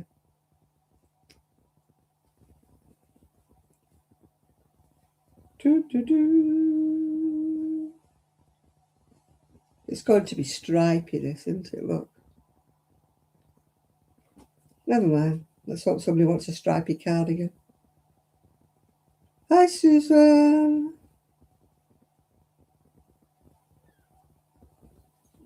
Hello.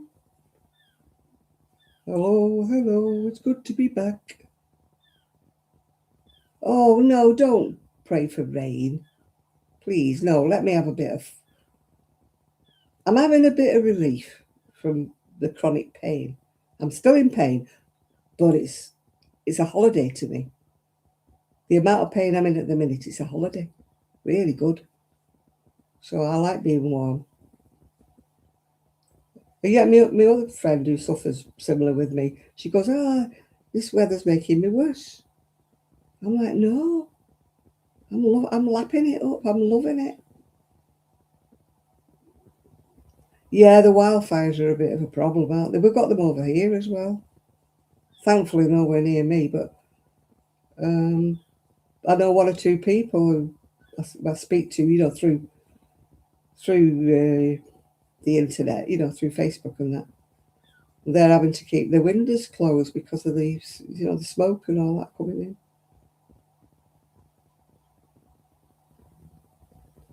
You need a bubble.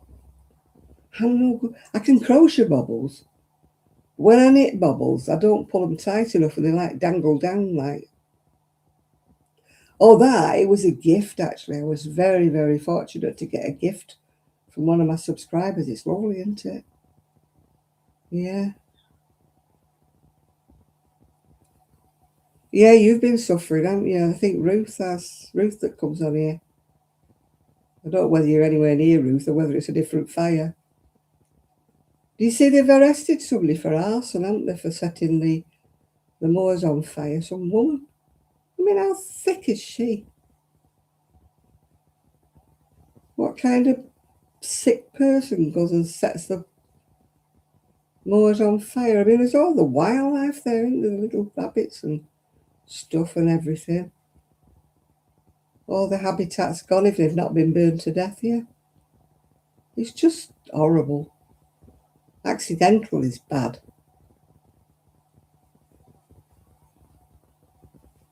I mean, we can't help an accidental one, but when somebody, I mean, there was a really bad one, was it last year, the year before, where some idiot had a barbecue and, them disposable barbecues and set the place on fire with one of them.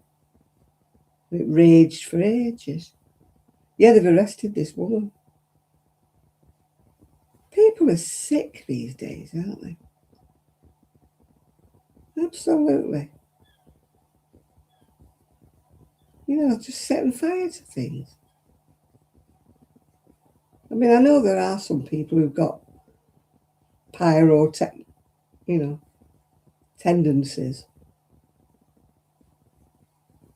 But I just don't see.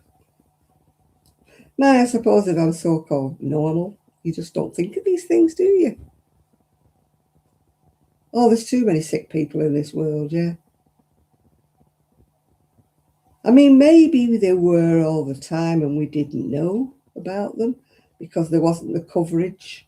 Like the internet, you know about things on the other side of the world now, don't you? In 5 minutes. Whereas at one time, you never really knew about things on the other side of the world. Sometimes the newspapers would pick them up. Sometimes the radio would pick them up. But now everything's like boom, boom. You know about it the minute it's happening. It does feel a lot worse. The violence and stuff that's going on. I don't think that was as bad when I was young. I ain't it. All this knife crimes and stuff like that. Maybe I lived in a bubble. Maybe I just didn't know about it. But, I just don't remember it being like that. I mean, they talk about, would you like to be younger? Yeah, I would like to be a bit younger and fitter. But I'd want to go back to my own time to be younger and fitter when I was younger and fitter. I wouldn't want to be younger and fitter now because I don't particularly like now with what's all going on.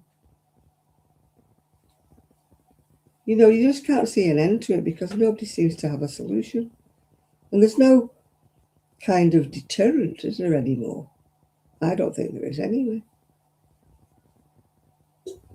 One time if you did something evil, there was a deterrent, but yeah.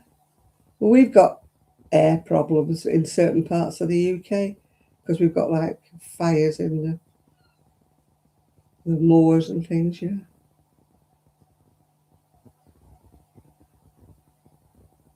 Yeah, but it never, I mean, I was attacked when I was 17, but it was a one-off and it was just somebody who was drunk, and it, it, it made me a little bit nervous for a while about going out on my own.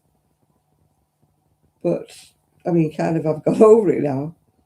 I was only 17, so I mean, it's a long time ago.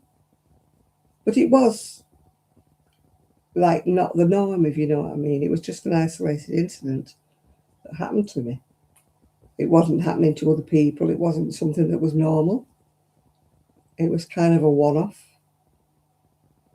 And you have to get over these things. No, I was 17, so what would it be? 50s, early 60s, yeah. I don't know. I hope not. I hope we don't have the parasite. You know, we do have recalls over things, food-wise.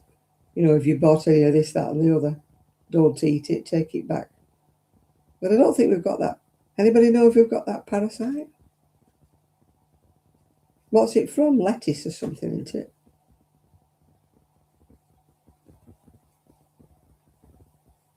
I mean, you only need somebody with bad hygiene, don't you? That makes, that makes food. You know, somebody who's got, they're a carrier for some kind of disease and they're working in food, yeah? And it soon gets passed on, doesn't it? I mean, a lot of these fast food places, I'm not being awful, I'm not signaling anyone out. They could employ employees who aren't very good with the hygiene. Not everybody is.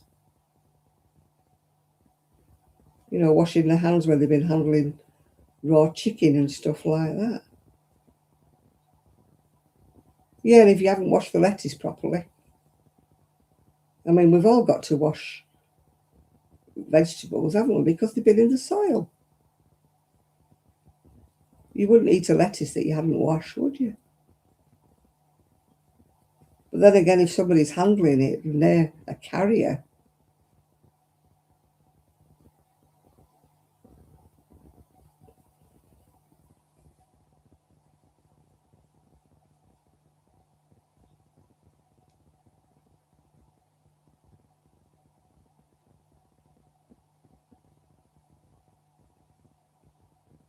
yeah, they advertise it's been pre-washed, don't they? But I always wash it. You know, you don't get a bag of spinach or something and start eating it, do you, without washing it? Because I always think, I don't know who's had their hands on this.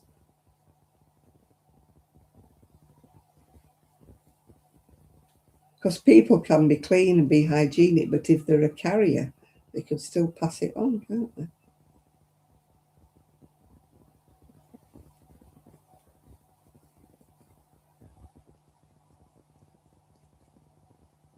I mean, when I lived in Prestwich, there was a Jewish, I don't know, it was a wedding and what it was.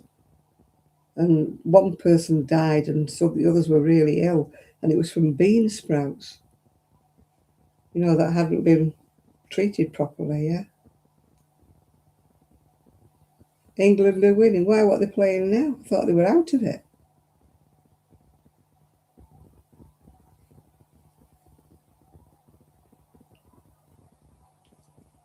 I didn't know they were playing football. I thought they were out of the cup.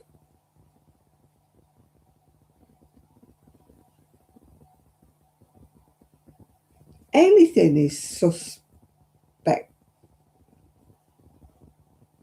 All right, play off for third place. Any food, if it's not handled properly, or if the company's not keen on their washing their stuff and all things. I mean, cafes,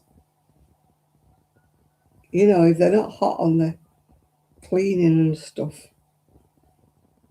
I mean, I can remember my dad, well, my dad was a butcher. When the shop had shut, they used to have wooden blocks in those days, you know, that they used to chop up on. And they used to have to scrub them and scrub them, and every night they used to do that. But I mean, nowadays people are just too handy with a little spray thing, aren't they? A little tiddly tiddly. No, my dad used to have to really scrub at these blocks to make sure they got all of the, you know, the blood off the animals out, yeah. When I used to do a barbecue, I used to always, as my son called it, nuke. In other words, put the microwave, start the chicken off in the microwave to start it cooking from the middle out before I put it on the barbecue. Because, you know, the barbecue makes it look as though it's cooked, but it could be raw inside. You know, if you're doing chicken. So I always used to put them in the microwave first or in the oven. If there was a lot of them and a lot of people were coming, I'd put them all in the oven just to set them off, you know, to start them cooking through and then finish them off on the barbecue. I mean, I got told that from, well, my late sister-in-law, unfortunately, but she lived out in Dubai and everywhere like that. And all the meat and stuff they used to get over there was a bit dodgy. So she always used to, you know, make sure everything was cooked through.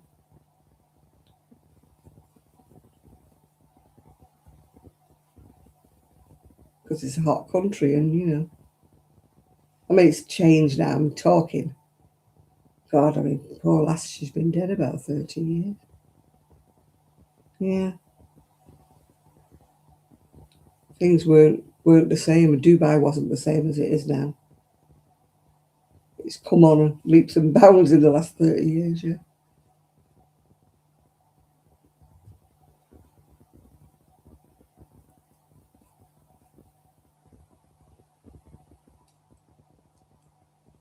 I must get a little barbecue. I don't mean a big barbecue. I mean just a little mini one.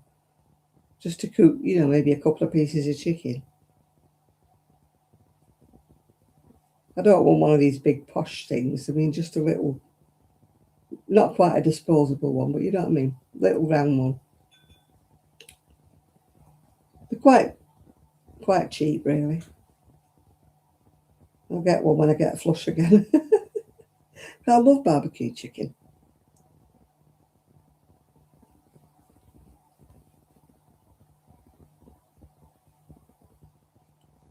I hate it when people say, "Oh, I'm having a barbecue. What are you cooking? Burgers?" Ugh. No.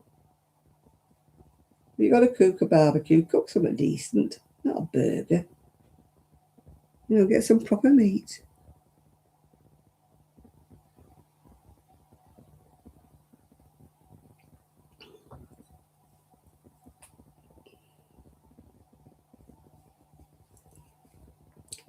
I don't like anything with like curry tasting stuff.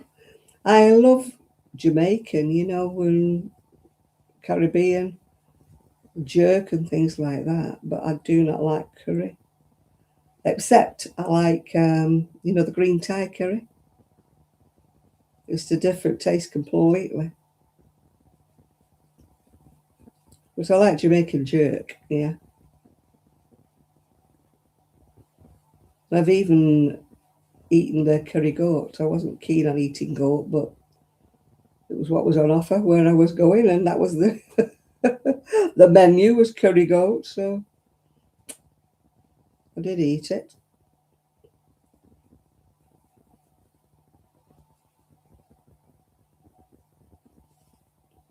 I just don't like. There's one spice in Indian, well, Pakistani really. It's not Indian, is it? Um, More likely Bangladesh these days. There's one spice they use that I don't like, but it's not in um, Thai curry, and it's not in jerk. So there's just one spice that I really hate in curry. Oh, I won't eat that either. Tastes like soap. We were having a survey at Knit Club. I don't know it's cardamom I don't like, but there's something in, yeah. That coriander or cilantro or whatever you call it. I hate that. It tastes like soap. Well, we did a survey at Knit Club, and half of the people said the same thing as me. It tastes like soap. And the other half loved it. It's very much a taste thing, isn't it?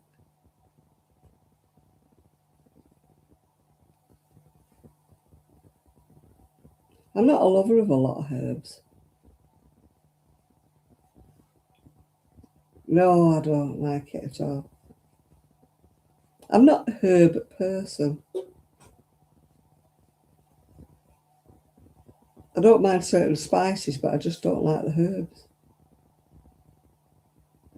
You know, basil or basil, as they call it in America. I don't like that. Anything like that in my dinner.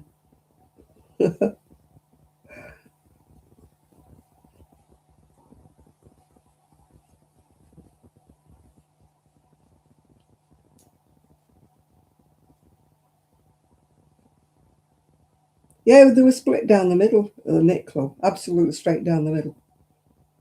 Half the people going, eh. The other half people saying that they liked it. But it just tastes like me putting a bar of soap in my mouth.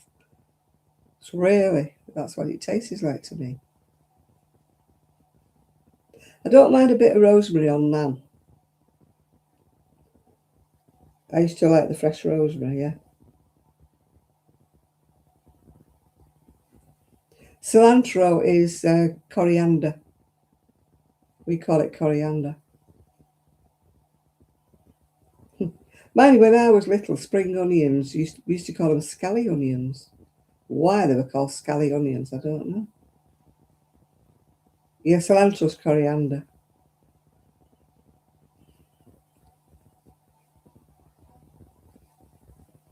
Yeah, I don't know where we got scally onion from. They're like the little spring onions.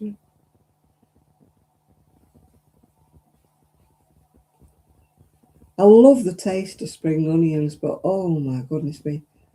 The day afterwards, I can taste them on my breath. They're horrible. And yet I love the taste of them when I'm eating them. And it's the same with raw red onion. I love the taste of it when I'm eating it, but I can taste it for days. Yes, scally onions, yeah. They used to, that's what my mum always called them, scally onions, yeah. Well, that's probably it then, because, you know, like my grandma was Irish.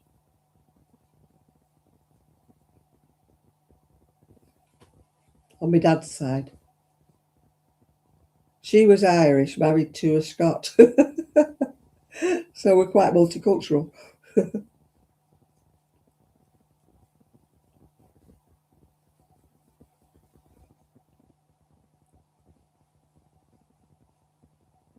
Yeah, one of my aunties used to have, was it shamrock or, you know, for when it was Irish Ireland Day or whatever they call it, St. Patrick's Day. That annoys me. The Americans calling it Patty's Day. It's Paddy or or Patrick. It is not Patty. Patty's a thing you eat. It's not St. Patty's Day at all. It's Padraig. The little boy next door to us was called Padraig. That's the Irish form of Patrick.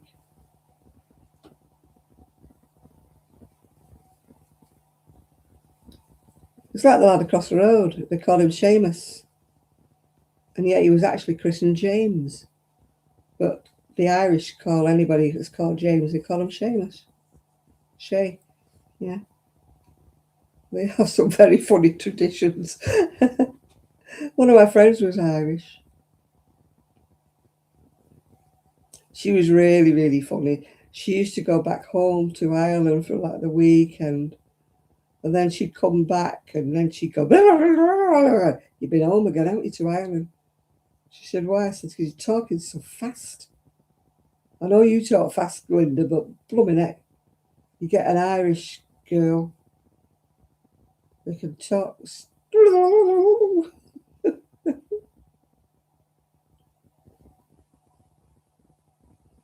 Yeah, a lot of people don't like garlic.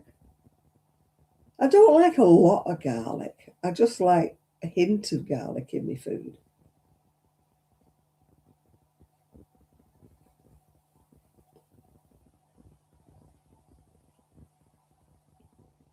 I prefer Hamish. Hamish reminds me of Hamish Macbeth, you know, that fictional detective, you know, in the books and that. I think it was on the telly as well, wasn't it? I've read all the Hamish Macbeth books. They're good. Only soft, like kind of mysteries, aren't they? Soft mysteries, I call them. They're not too bloodthirsty.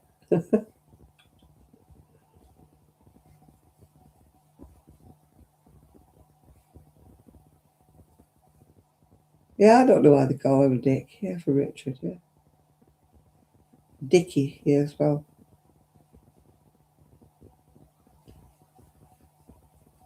My headmaster was called Richard Britton when I was at the grammar school, and he was always called Dickie Britt, or Dickie Bird, used to call him. He was a pompous little man. He looked a bit like Hitler. But fortunately, when the school divided, he went with the boys' school, and we got Miss Myatt instead. She was a funny woman. Yeah, Dickie Britt went with the boys.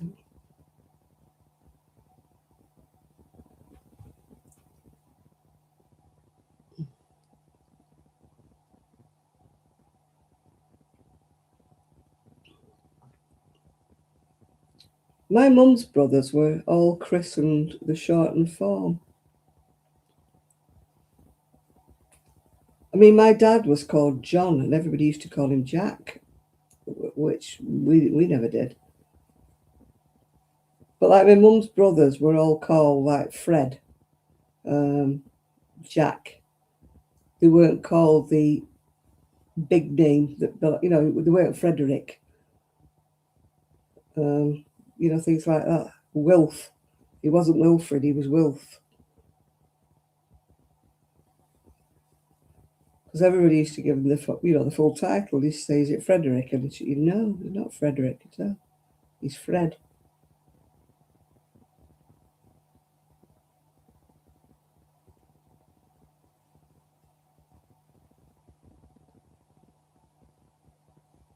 The girls were Ethel, Lucy, Eva. Oh gosh, can't think of any. Yeah, Ethel, Eva, Lucy, Nora, Edna. Gosh, trying to think of their other names. Can't think of them.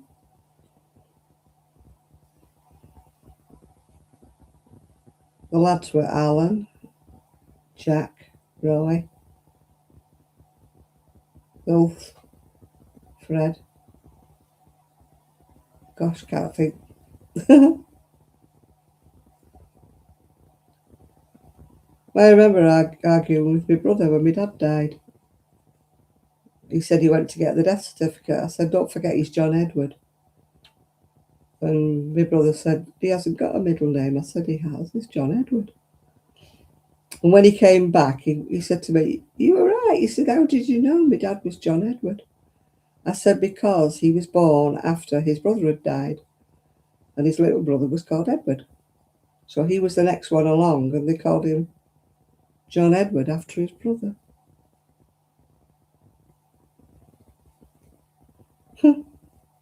It's funny, I was talking to my cousin's daughter got in touch with me the other day.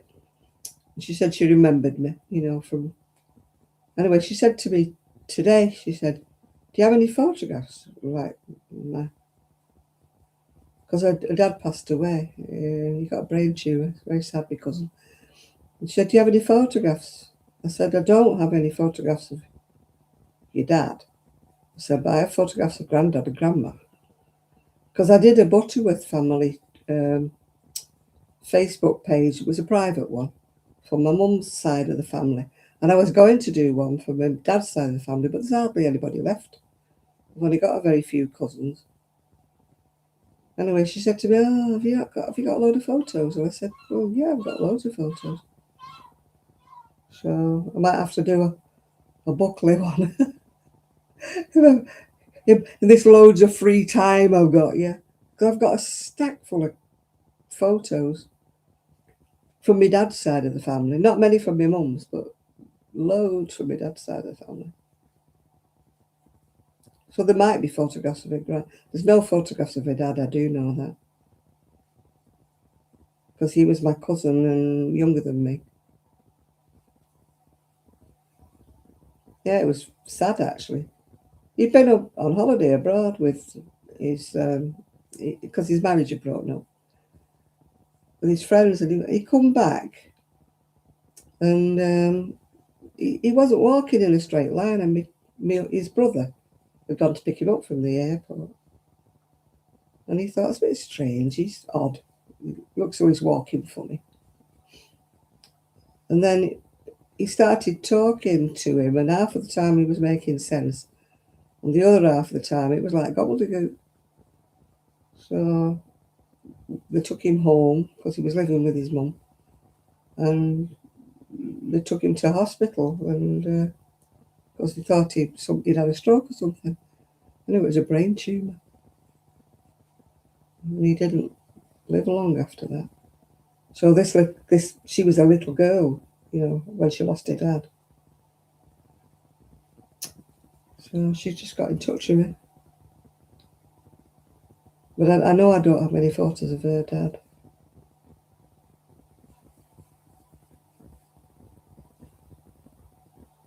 It's funny how, we were cousins and we were close in a way, but not close enough to be having photographs taken with each other, you know what I mean?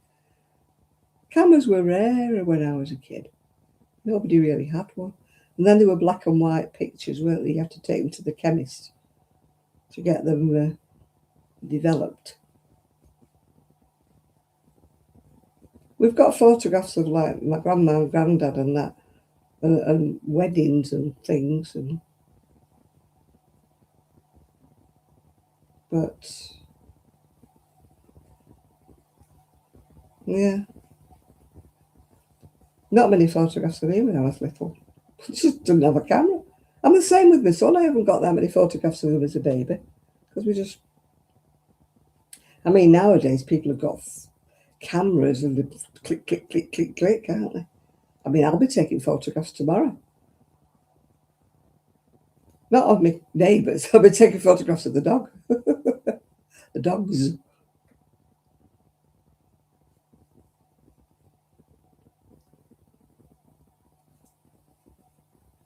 My memories, when they come up on Facebook, they're always Trixie, Rosie, Gigi, or Buster.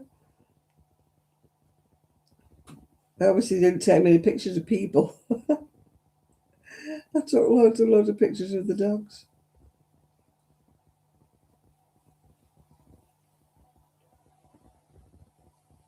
My son had a photograph the other day.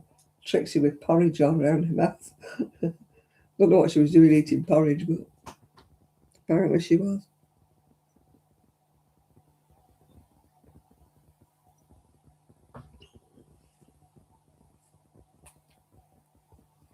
I can still hear that kind of buzzing noise.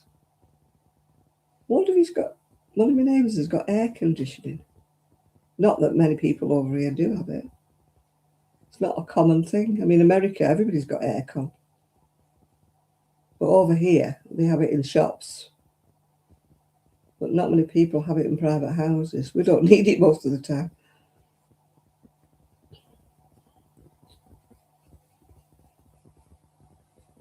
I just have a fan. I miss my overhead fans though, actually.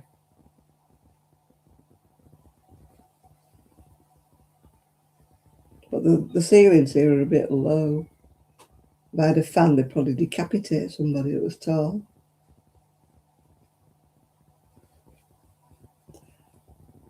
Yeah, I had a fan in the bedroom. It was great.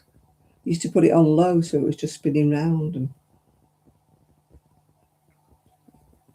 But you see, we're living in a house. We can leave the windows open upstairs.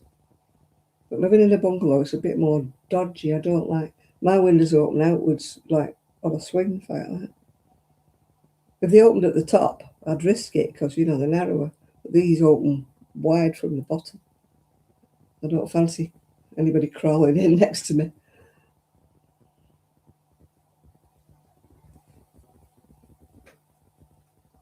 I wonder what that noise is.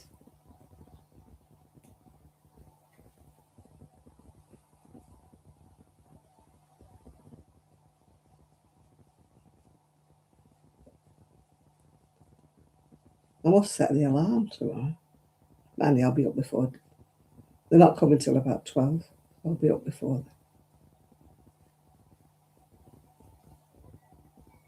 I'm usually waking up anyway about 9ish or something, even if I don't put the alarm on.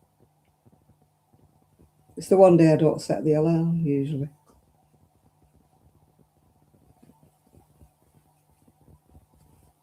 It's got to be dead stripy, isn't it?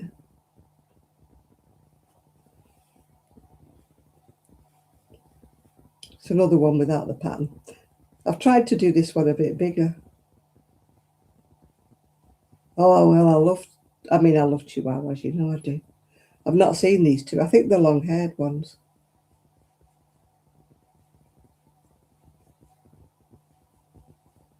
I would have loved to have a chihuahua, but they live about 15, 20 years, and I'm 80. So it wouldn't be fair, would it, to get a young dog? And if I get an old dog, I might have a load of bills, from the vet.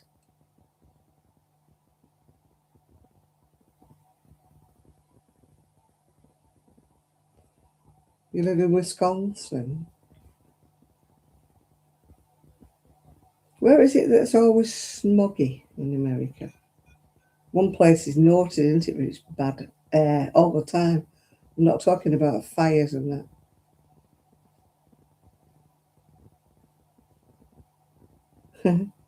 My friend's got a king Corsa. She's having terrible trouble trying to get him insured because they're classing him like as a pit bull. And he's not. He's a right softy. If you go around, he'd run away. And then he'll come out with a toy in his mouth, a big stuffed toy. Offer you his stuffed toy to play with you. He'd frighten a burglar because he's so big. Right. It measures 11 unstretched. So that's like 22. So it's got to be about a 44, this one. I tried to make it a bit bigger. I'm no good at making things big. Everything seems to come out me-sized. When I'm doing things without a pattern. I don't know why. I'm just seem to have be unable to make things big.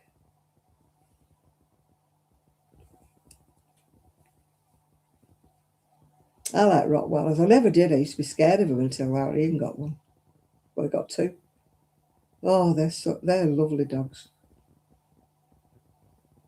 And yet everybody's scared of them. It's how they get brought up, isn't it? The sons always have them from puppies, you see. So he brings them up to, be good around kids and that. It's how you treat the dogs. It's not the dogs. I don't think any dogs are evil on their own.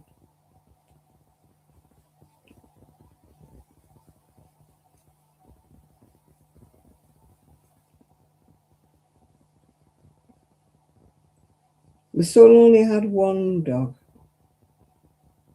that started biting and that, and they had to have him put to sleep actually because he had a brain tumour.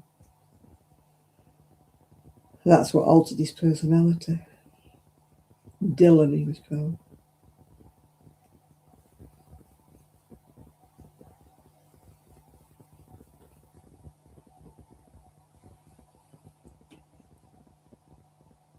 Yeah, this cane corso are my friends. It's as soft as they come. And yet everybody's petrified of it. She gets comments like when she's out with us, you need to put a muzzle on him. And yet he's the one who always gets bitten.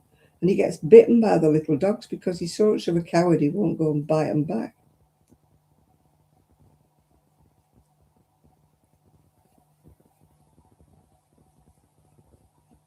It's the little dogs that are snappier. It's just that the big dogs, when they do get the temper up, they do more damage.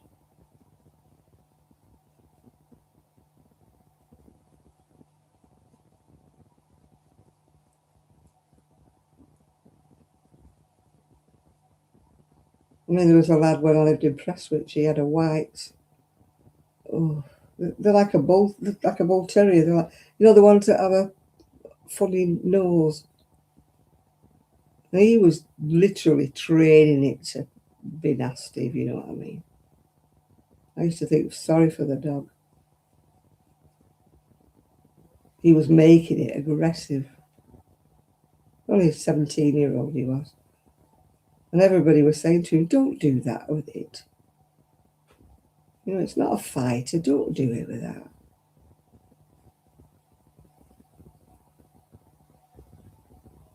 Well, this one, yeah, he was teaching it to be nasty.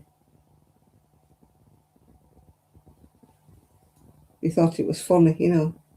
Idiotic 17-year-old thinking it's funny to make his dog snap at everybody.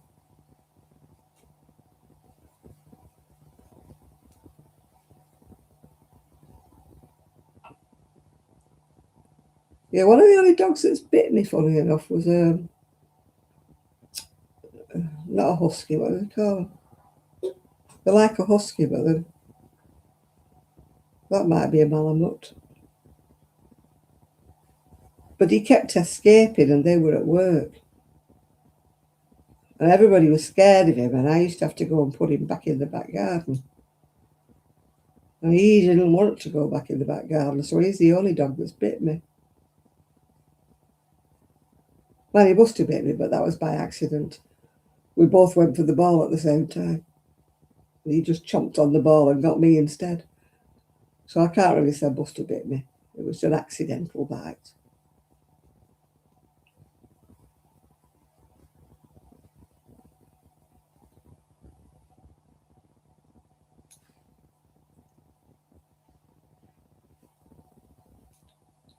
Yeah, they call them Malamute. They look like a husky, but they're not. They've got pale blue eyes. They look evil. He was called Neo. And everybody used to come knocking on my door. Neo's out. Janet, come and get Neo. Oh, kept dog lead trying to get Neo back. He did not want to go back in there. He dug a big hole and went under the fence.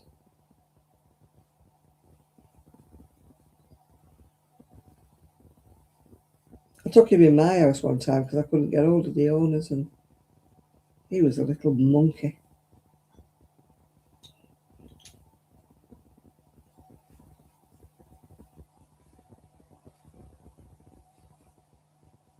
Yeah, they've got very pale blue, like evil-looking eyes.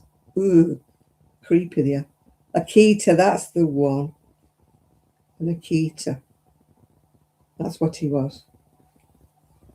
I mean, he was fine with the kids. They had a little boy, was it? And then they had twins, a boy and a girl. And the dog was fine with them, but he just didn't want me putting him back in the yard.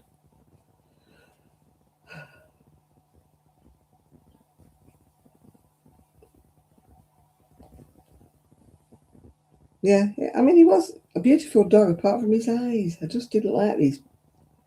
They're like transparent, pale blue eyes. Ooh.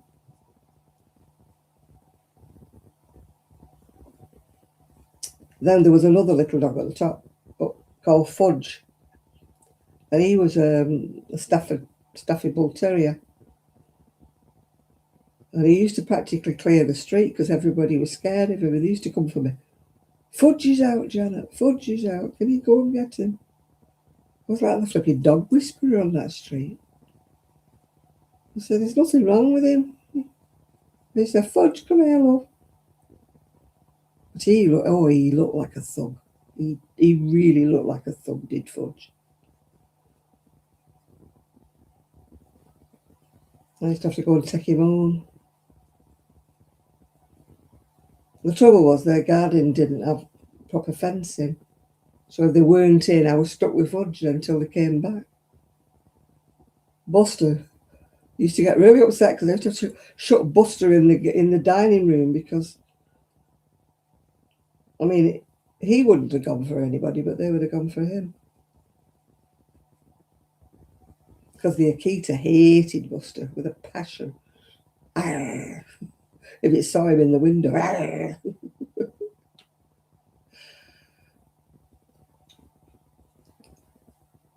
I think I've told you before, one day I had 6 dogs in my lounge. I had Ian's 2.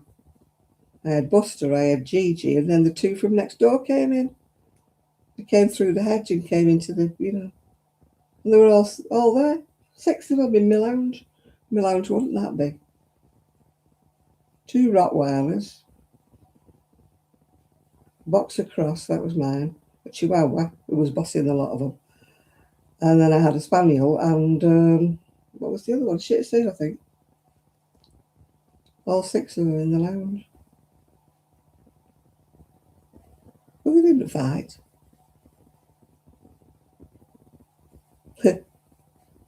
I mean, Richard, who's coming tomorrow, when the Rottweilers came, he's going, oh, watch Gigi did. Might attack him because he's so tiny. And I went, you're joking. I said, Gigi bosses them about. He was the alpha dog. It's amazing, really. A little, 5 or 6 pound dog. It's the alpha dog.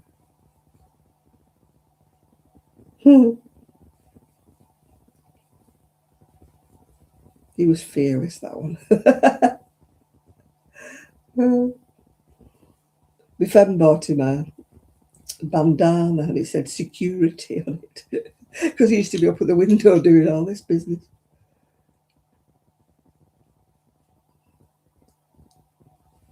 He was a good dog, though.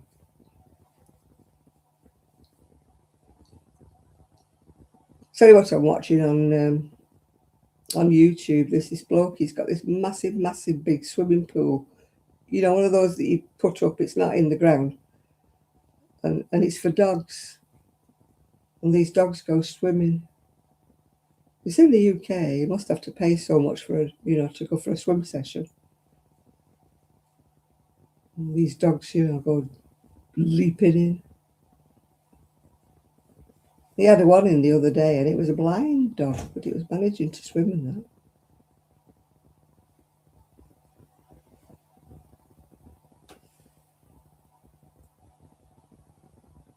These are colours you wouldn't think of putting together, would you? You wouldn't think of putting orange, would you, with the pink?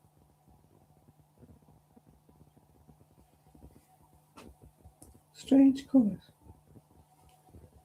Never mind. Let's hope somebody likes it. Nobody's liked the other 2 so far.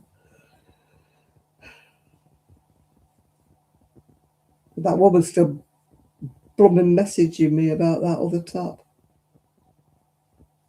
That black top.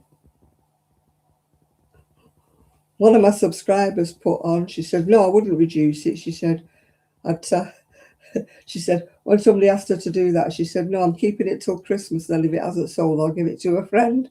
I thought, a good answer, that one. Good answer. She wants to give me half of what I'm asking. And I'm only selling it for less than what I paid for the wool. Oh, the black one, yeah. I could wear it over the top or something. I'll tell her I've decided to keep it and wear it. Cheeky madam. I'm not selling any of my stuff for any of the prices that anybody else would ask. I mean, my friend was selling a pair of trainers that her husband was a runner. And he buys trainers, and then if they hurt his feet or they hurt, he sells them. So they've barely been used. You know, he's run up and down a couple of times in them. And she had these trainers that were £100, £200, whatever they were. And she put them on Vinted for so much. And this bloke said, "Will you have £2?" Cheeky. You know, 200 quid trainers. Will you have £2? No.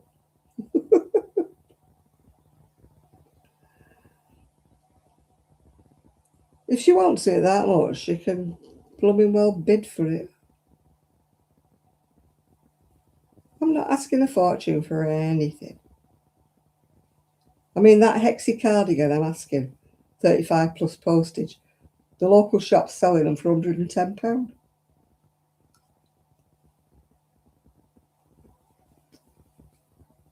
So,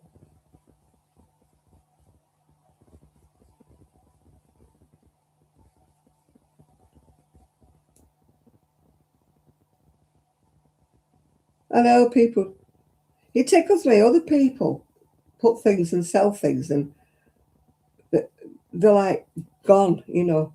Oh, I'm just going to put this on eBay. And then next thing, oh, it's been sold before it got on eBay. Whenever I try to sell anything, nobody's blooming interested.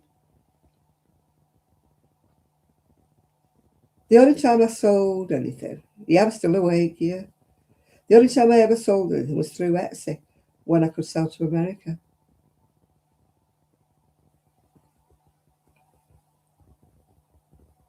What I find, Chris, is when people have got a shop, they want you to really undercut.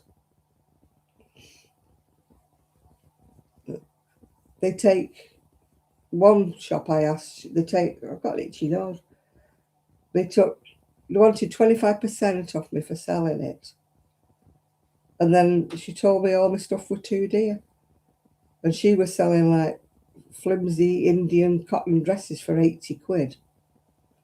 Anyway, I went past the other day and she's not there anymore. It's a vape shop. Thought, well, obviously, you didn't sell your £80 dresses, did you? After telling me my stuff was too dear.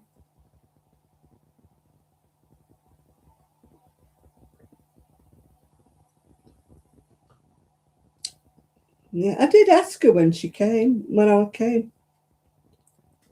You know, did she need anybody who crocheted? And she's like, oh no, my mum does it.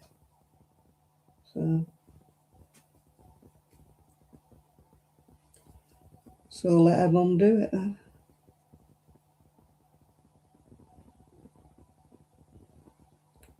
I just thought it might have been an outlet for me. But no. I've tried not car boot sales, but I've tried craft shows and that. Oh, everybody loves my stuff. Oh, it's beautiful, it's gorgeous. Oh, it's lovely. But then nobody bought it.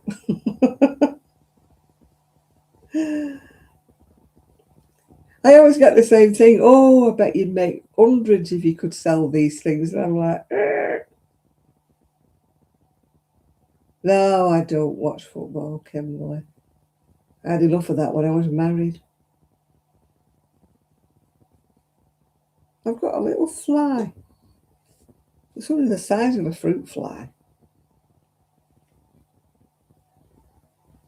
What, the vape shop, yeah. No, I'm not interested in football at all.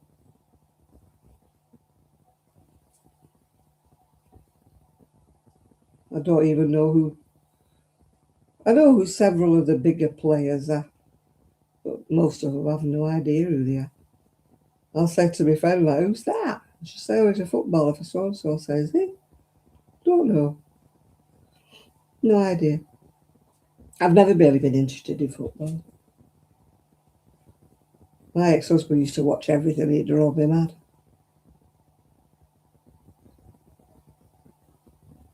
vape causes. I used to get asked to make willy warmers. That was bad enough.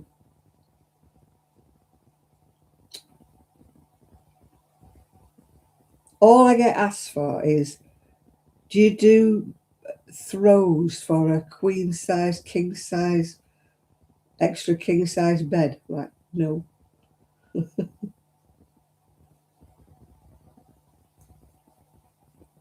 Can you imagine how much that'd be? They'd probably faint if you told them the price that you would want for making a king size blooming duvet cover thing, whatever. You'd be talking hundreds. My friend was that. She used to make the most beautiful quilts, you know, quilted stuff. Absolutely fantastic. And she used to use the best. Think of the money, I wouldn't get it. Kimberly, if you think they would pay, they wouldn't. If I sat there and slogged myself stupid, making a king size whatever, they'd probably want to give me 50 quid. No, my friend makes these beautiful quilts. They're absolutely gorgeous, they are. And this woman said to her, I'd give you £100 if you'd make one for the bed. She went, you're joking. She said, £100 won't get you a cot one. People just, I mean, I got told one time, she says, oh, I didn't realise you charged. She said, I thought you just did it for a hobby because you retired. Yeah. Yeah, I do it for fun.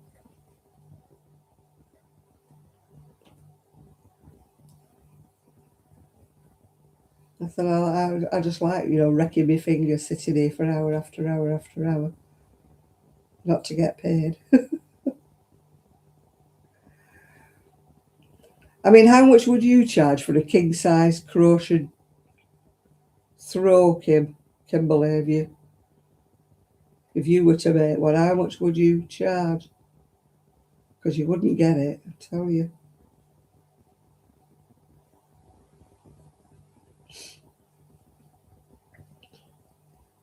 When a woman wanted a granny square long jacket from me, and I told her the price, and she said, oh, I don't mind paying for the main colour. She said, but I thought you used your scraps for the middle bit. I said, yeah, but who bought the scraps in the first place? Well, she didn't want to pay me for the colours in the middle of the square. She just wanted to pay me for the outside. Needless to say. She said, but I told her the price, and she said, oh, my grandma. I said, well, my grandma wouldn't charge that. I said, well, go and tell your grandma to do it for you then. Kimberly, they just want to give you about 50 quid. That's all they would give you. But it costs you more than that for the wool. That's why I won't do one. That's why I won't do commissions anymore, because, as I say, they always want fine. They want cotton or merino. They always want it in black or beige. A double, I wouldn't even make one. I don't do blankets. That's the one thing I don't do. Soul destroying.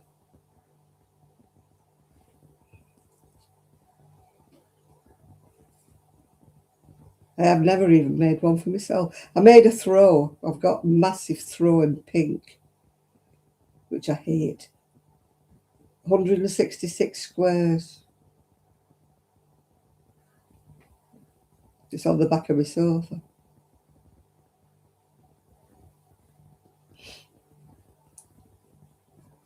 So that costs, there was £2 on a ball. I think it cost me about £80 for the wool, because it's all different colours. I mean, I didn't use everything in every ball, but I think it was about £80 just for the wool. It would fit on a double bed, I think. But it took me weeks to do it. So who would pay that? I read somewhere, somebody said about you should charge by the hour for your crochet. And I'm like, are you kidding me? You're joking. No idea. The only time I ever made good money was when I used to crochet for that boutique, because crochet was all the rage back then. We're talking about probably early 60s.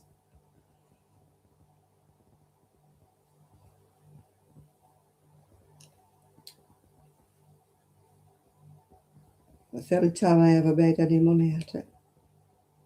Well, I did make a bit of money when I had the shop, because everything I put in the shop window used to sell. It's funny because people will pay and people will buy from a shop, but they won't buy from a private individual. Strange. It's not just me. I mean, it's the same with anybody who does sewing.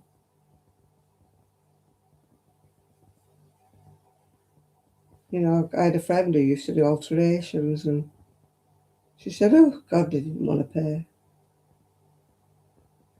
Well, it won't take you 5 minutes to put this zip in for me, will it? Yeah.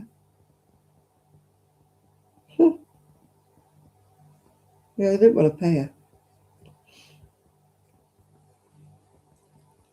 I hate blankets. Somebody else, people love them. My mum used to make loopy. I used to have a loopy jacket. I've still got patterns for knitted ones. I've never fathomed out a crochet. I made a crocheted puppet thing for my son once. It was it lamb chop? Yeah. A loopy jacket. Yeah, I was going to make myself a loopy jacket, but I wanted a black one, so I thought,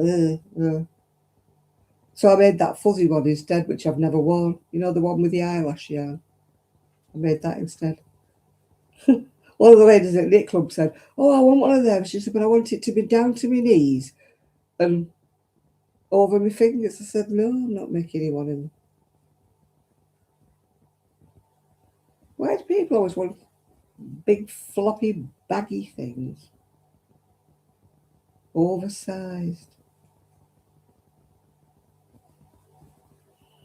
I won't do them because,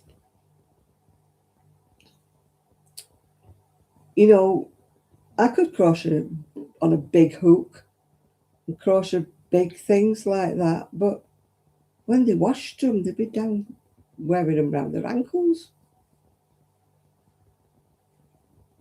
I mean, what?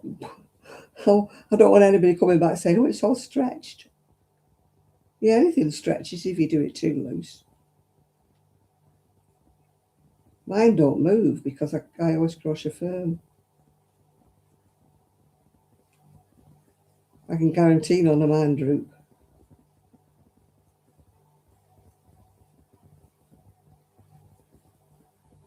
Yeah, I'm trying to make this one bigger. This will be about a 44.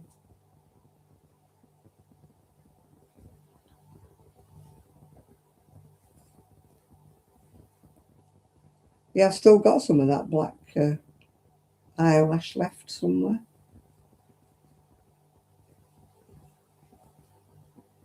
I might wear it when it comes winter. It's too warm now.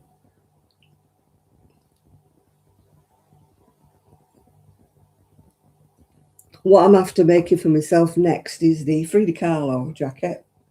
I've got all the colours for that. And, I mean, somebody asked me, would I make one? Loopy, it's loopy stitch. You know, like loops. Yeah, well, this is out of my stash. This is vintage. It's maple double knits. This is out the stash I'm using up. Yeah, it's loops like poodles.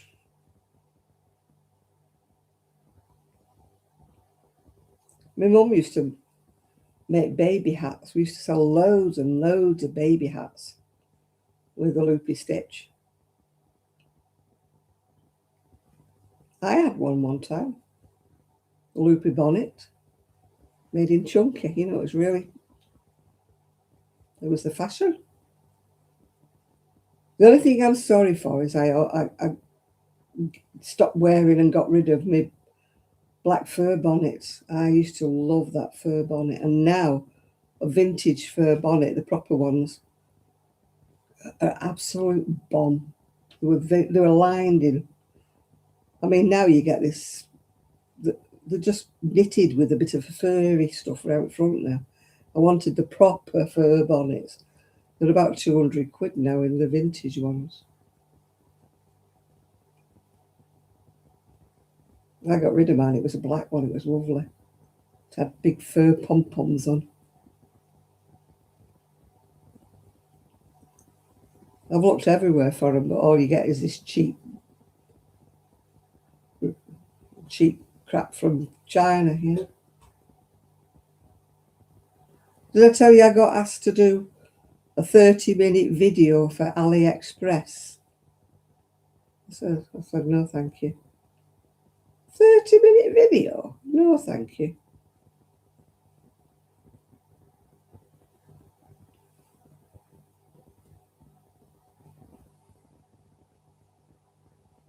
No, I didn't bother. I got asked to do one for Temu. You know why? They would give me a load of stuff to do the video with. Probably maybe 50 quid worth of stuff, which would be a load of 50 quid worth of rubbish. But they wanted me to do a 30-minute video, you know, like obviously singing its praises. And I thought, nah, I'm too honest for that. Yeah, I got asked to do one for Temu as well. Now, they'd asked me to do one for wool, proper stuff. I think I could have chosen what I chose or whatever. I don't even use AliExpress.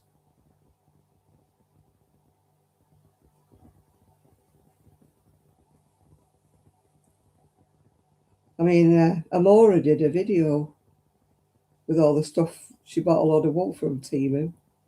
And it was supposed to be merino, it was supposed to be this, it was supposed to be that. She did the burn test on it, you know, and it was all acrylic, it was not, you know, synthetic. It was supposed to be billed as something. But you see, because it's coming from abroad with the trading standards and that I mean, you'd get done for it over here. If you said it was merino when it wasn't. But because it's coming from abroad, there's no checks. So people thinking they're getting whatever they think they're getting, well, they're not.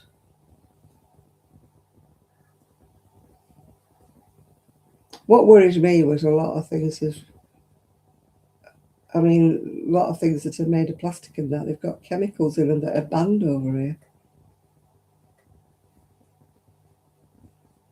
I read somewhere that somebody had ordered some jewellery and it had so much lead in it and stuff that they wouldn't be allowed to sell it over here. I mean, some stuff I believe it's all right, but I wouldn't want to promote something that turned out to be a pile of you-know-whatski. Oh, it tells me I'm going to sleep here. Not me personally, my computer. Yeah, I wouldn't get paid for doing this video. All that they'd give me was this, I presume, 50 quid's worth of crap, you know. So I'm supposed to sing the praises of. I thought, no, thank you. I'll not bother. I didn't even bother answering. Didn't answer the email.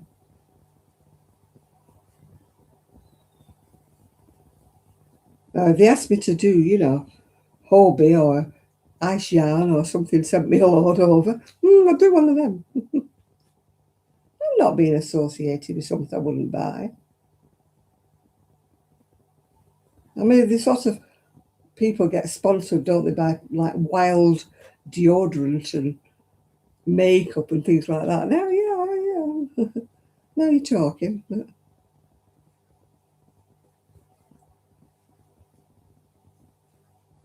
But they don't do that.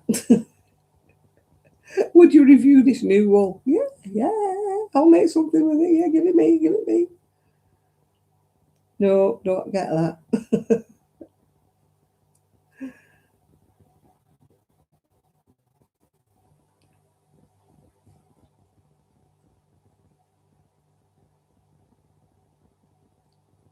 Yeah, but can you imagine you're doing this sponsored video, but then you have to turn off your monetization. You can't get paid for doing a monetized video. Oh, if you're getting paid by them, which you aren't, because you're just getting the free stuff, but you're not getting paid. Not that I get paid much anyway, but never mind. We won't go into that. I was reading somewhere that even the big people, the ones who earn loads of money, that they've altered the algorithms, whatever it is, so they're not getting paid as much, and the advertisers are not paid as much. So that will hit people who rely on it for their livelihood. There's too many people like doing it now for a living, and there are all these influencers or something. I mean, I wouldn't buy anything that an influencer was advertising because they're being paid. They're being paid to advertise it, so they don't believe in it. They don't use it. They don't whatever. They're just being paid, aren't they? So it's just like watching an advert on the telly, isn't it?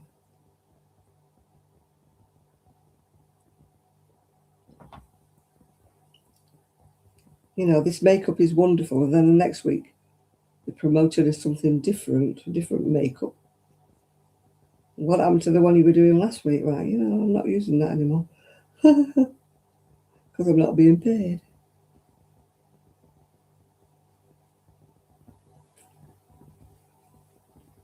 Sue and I used to be influencers, you see. We used to influence people to go and buy eyeshadow, but they never gave us a penny.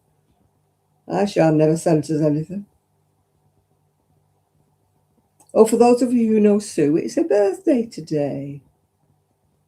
I did send her a message. I tried to ring her, but she didn't answer. It's her birthday. Happy birthday to you.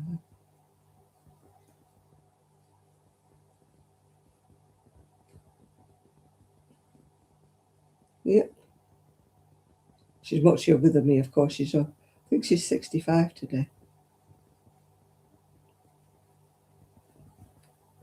Much younger than I. Everybody's younger than me, except Val. I think Val's the only person that's older than me. On here, anyway.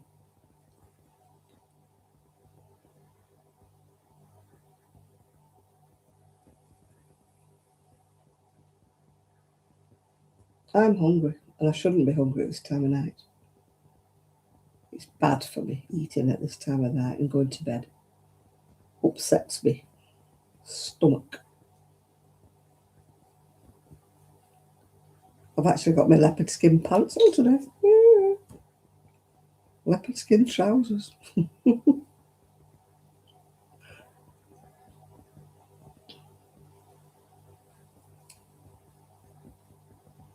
I must look for that waistcoat. That's worrying me now. So that's my lilac cardigan that's went missing. And now I've no idea where my waistcoat is. Very worrying.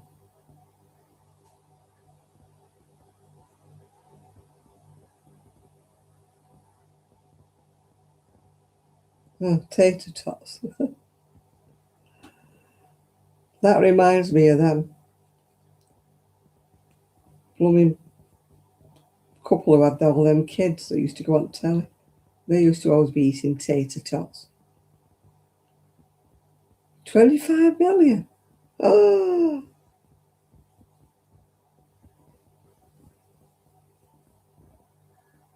See what I mean? He does coffee adverts now as well, doesn't he? And beer, that home beer thing. Must be worth a fortune, that lad. I'm only jealous, Nobody offers me 25 million, do they, to make an advert? What would I advertise? What do you think I should advertise? Besides wool? What would I be an advert for? Funeral parlour? What can you see me advertising? As I said, besides a few, well, it wouldn't be makeup, would it? You know, wouldn't be wrinkle cream, wouldn't be hair products, would it?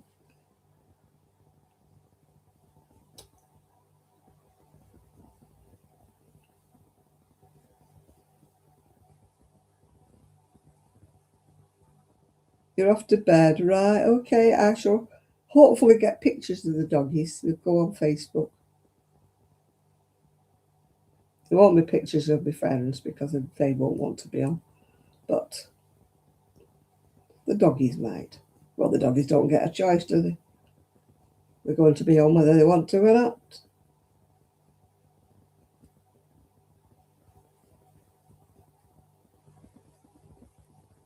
Yeah. Yeah, nobody's got any suggestions what I should advertise, have they?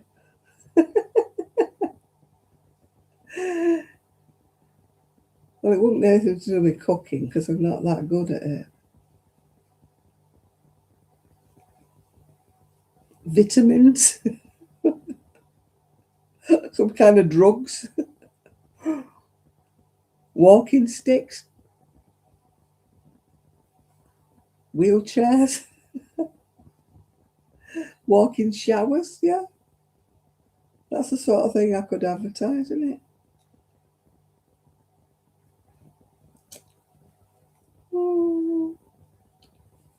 But only if they give me a walking shower. I don't want the money, I want the walking shower.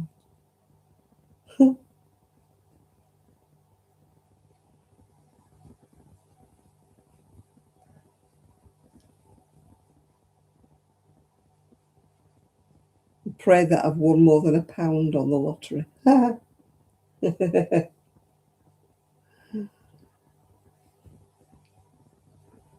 Or a lucky dip. I haven't had a lucky dip for ages, have I? Maybe I'll win one of them. I won't win any money, that'll be for sure. It's a foregone conclusion. I did win a tenner the other week, but I left it there to buy my ticket. So I didn't actually get the tenner. But you don't win a tenner anyway, do you? Because if you pay £2.50 for the ticket, you're not actually winning a tenner, are you? That's the way I think about it. So if I win £1, I don't win £1, do I? I'm £1.50 down. So it cost me £2.50 for the ticket to win £1. I always think of the logistics of everything.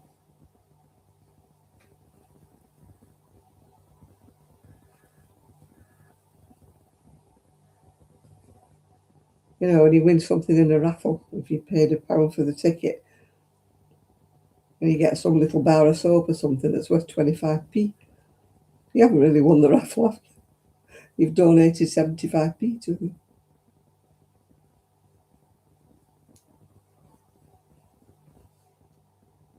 I can't win an argument, really. But I tell you, my friends from Spain are calling as well. I'm getting a busy little social creature, aren't I? Yeah, my friend from Spain and his wife. They said they'd call. I said, I haven't got a bedroom for you to stay with me. Can't do it. They said, oh, we'll call in. Just call us, we're going by.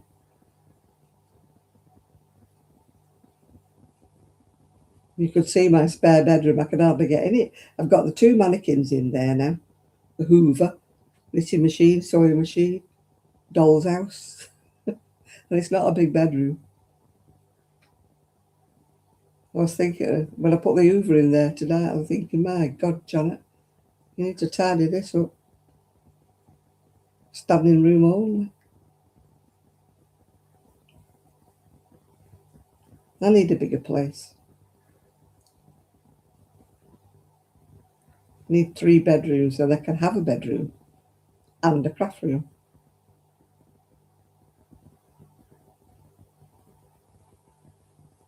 Or if I had money, I could have a summer house at the end of the garden. Turn that into a craft room. That'd be all right.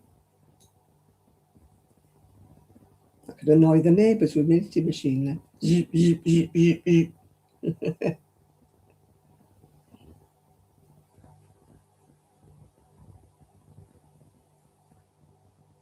Yeah, I've got a couple of things to sew on the sewing machine. A couple of hems to turn up and that. I can't get near the machine at the minute. I'm certainly not turning them all up by hand.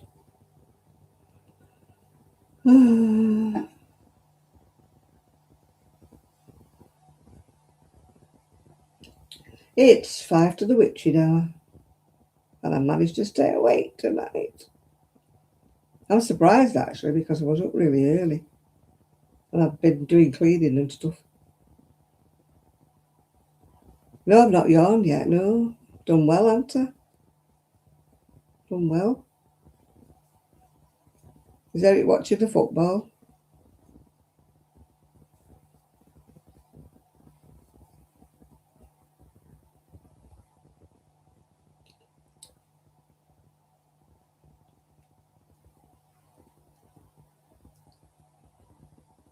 I've got a feeling I'll be up all night actually.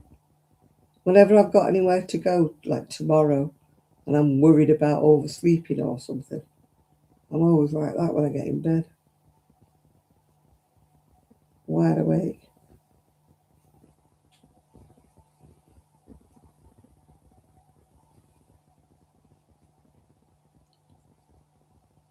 It's stripy. Stripy, stripy.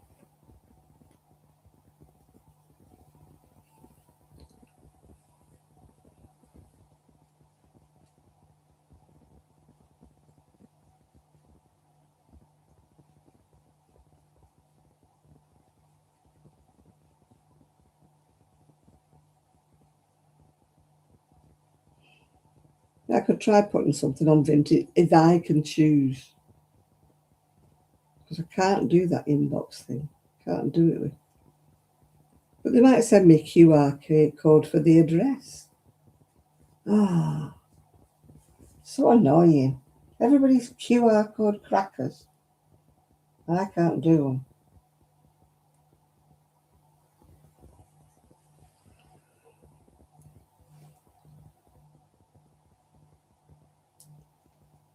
I've got some soft bananas. I might make a banana bread tomorrow.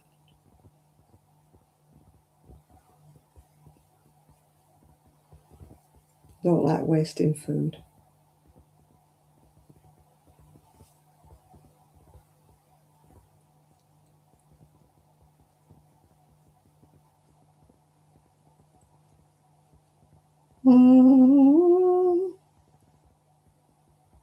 So you're all going to be busy tomorrow, are you?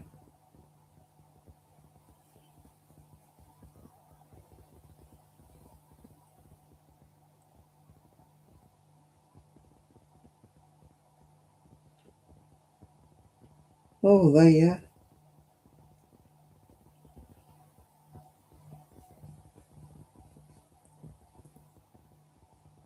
I just really don't watch telly at all.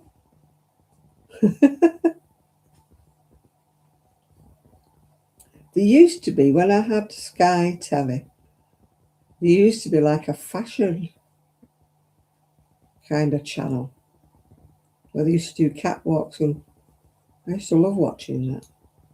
But they stopped long before I stopped Sky.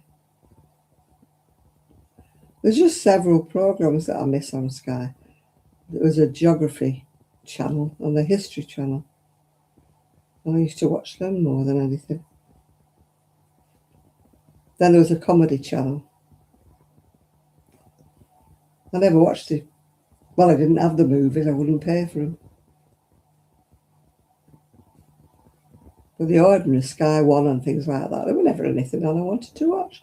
And then it was, if you watched something and you thought it was good, then it would be repeated, repeated, repeated.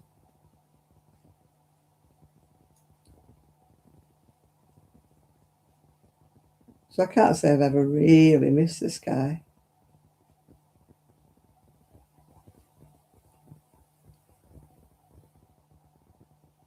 And it's a fortune now. It's about £45 a month or something. And that's just to tempt you in. I believe they put it up after you've done it for a few months. That's just the tempted in bit. And my friend pays about 100 and something because she's got all the channels, you know, the Disney and the sports and everything. She pays about 100 and something a month. I'm like, phew, excuse me, but I'm on a pension.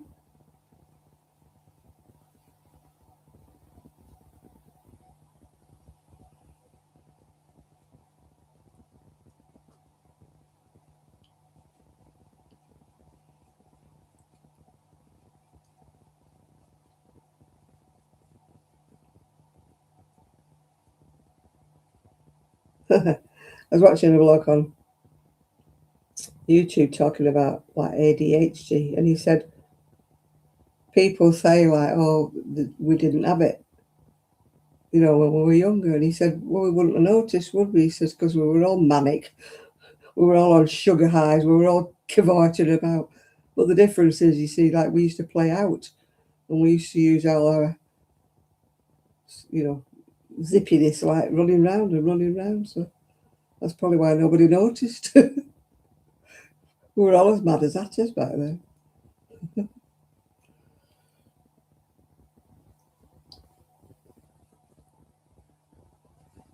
mean, I can remember in school holidays, I was out by about 8 o'clock in the morning. And apart from coming back for the toilet or a drink, I never went back home again until the street lights came on. And we never stopped. We were running round, running round, running round. So if anybody had have had it when we were young, we wouldn't have noticed.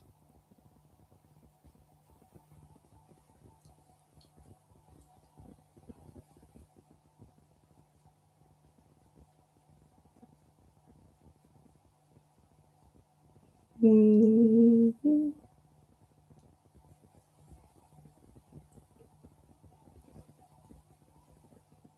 When you think of all the sugar we used to consume. Because by the time I was about, what, 5 or 6, sweets came off ration. So we could actually have sweets. We weren't used to it, you see. We weren't used to the sugar because it had all been on ration until 1953 or 4. So as soon as we got the sugar in our system, we were like zipping round. We were like manic things on speed.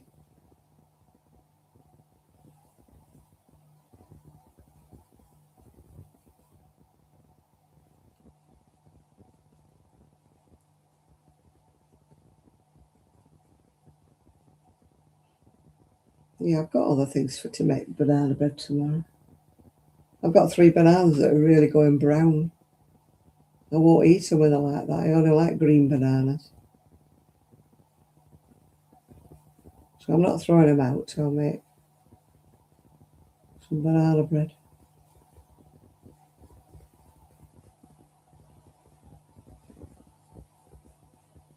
I used to have a really good recipe. And I think you used to use sour cream in that. I can't find it. I can only find the ordinary ones for banana bread. I think this one was a Caribbean recipe. I've got 2 Caribbean books, but they just got ordinary, like cake, using bananas. But this other one used to have some kind of I'm sure it was like a sour cream it had in it. It was really nice. It's probably one of the books I've thrown away.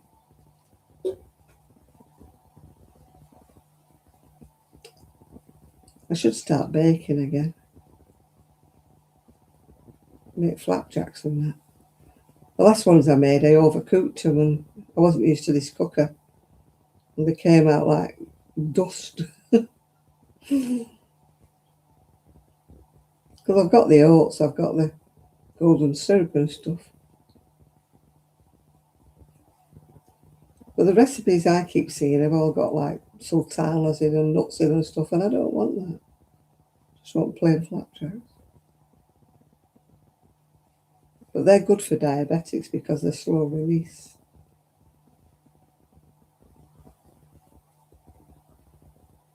Right, it's getting to be May now. Oh, they've won. I'm glad they've won something.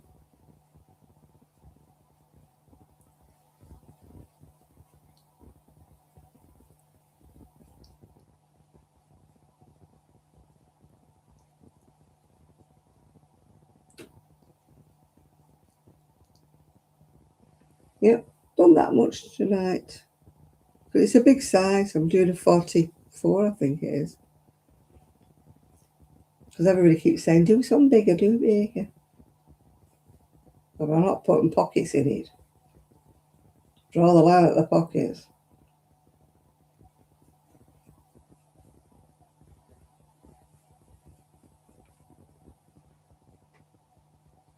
Yeah, I'll get up tomorrow and I'll be a big lottery winner. I might get £1, you never know. The seagulls are still chirping and it's midnight. When do you never sleep, seagulls? I must remember to shut my patio. I keep calling it a patio door. My conservatory door. It's wide open at the moment. Don't want to go to bed. I mean, my yard's secure, but I still wouldn't go to bed and leave my window open or my door open.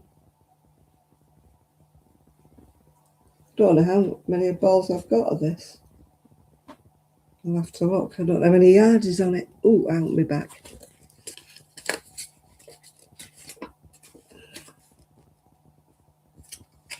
Need my glasses to read it.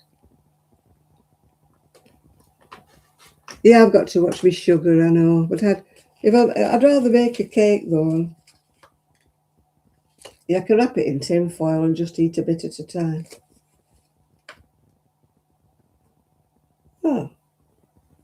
Oh, it's got 3.52 ounces in each ball. That's good. 100 grams, yeah. 240 metres.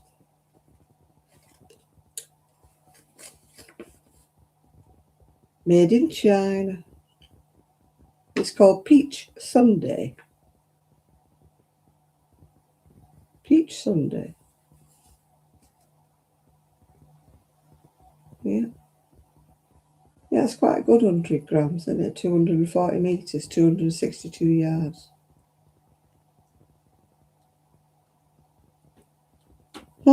It says it's number 4 weight. It's not. It's double it. Double it's only about 3, isn't it?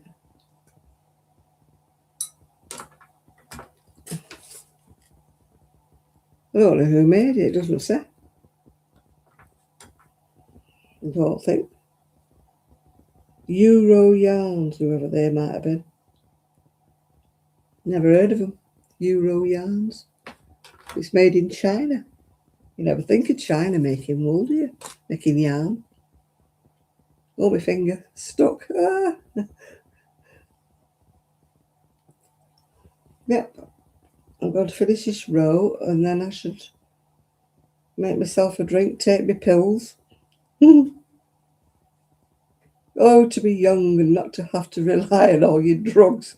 I don't mean illicit drugs, by the way, if anybody's watching.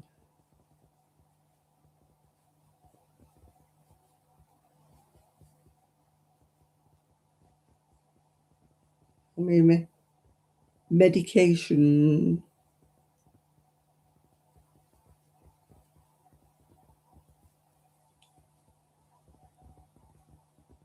Yeah, I was going to start that Valerian top, but yeah, I just don't want to print 20 pages out. I'll have to sit and start it while I'm here looking at the computer. I can't even do it in the front room because it's a wind, then my little wind chimes will chime in. I can't see the pattern over on the telly in the front room. I've only got the pattern on here.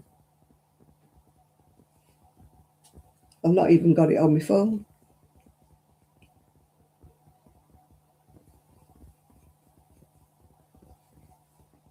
I think once you get it going though, it'll probably be a couple of row pattern, 1 to 2 row pattern, 4 row probably at the most. It'll just be while I get the yoke done, you know, and I'm coming top down on it. I'll have to do that bit.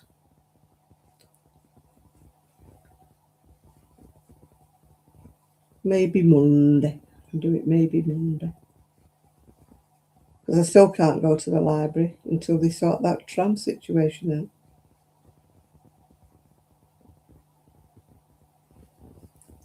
Sarah keeps saying, oh, you can go Lord Street, you know, on your little scooter. She doesn't realise how much it shakes me bones about. And how few dipped curbs there are.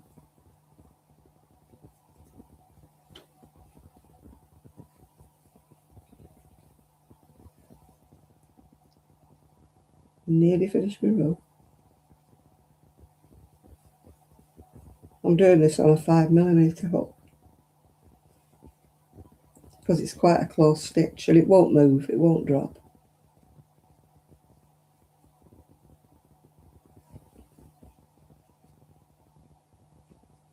I thought if I do it on a 4 or a 450 it might use up too much yarn. Yeah.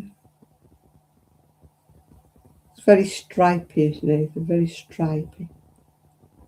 That's why I do this stitch, because this stitch makes it look more up and down rather than dead stripes, you know.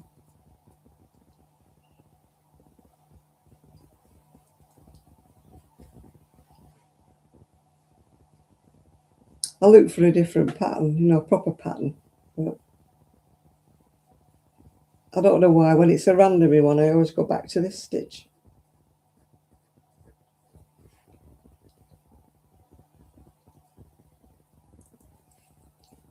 But we shall see what we shall see.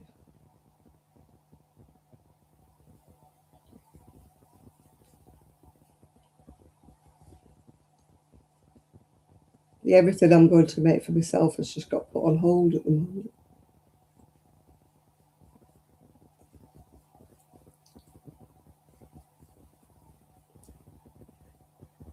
My niece does Vinted. I'll have to ask her to look into Vinted for me. And I'm sure she said that they choose how they want it posted.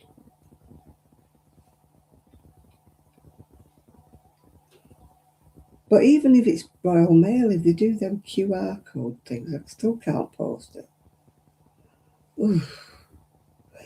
That's the only reason why I do eBay, is because you can get a postage label printed online, which is cheaper than going to the post office, and then you get a proper label that you put on the front. That's the reason why I choose Royal Mail. I don't trust this where they get a code and you have to just put it in the box. You don't even put the address on the front, and they somehow know where it's going, and they somehow manage to get it to the right people. All gobbledygook to me.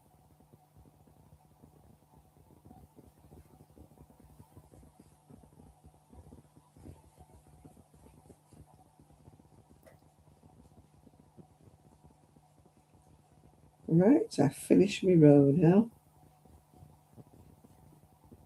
I'm going to go to Betty Bo's and try to get some sleep. Right, there we go. Oh, that done. Dun, dun, dun. So it's going to be bigger than me. I think it's about a 44, I think. It's funny, everybody always says, why don't you make bigger sizes? And then I make bigger sizes and nobody wears them. Nobody wants them. I've got a nice hooded jacket actually in the garage. But it's the wrong season really for a hooded jacket.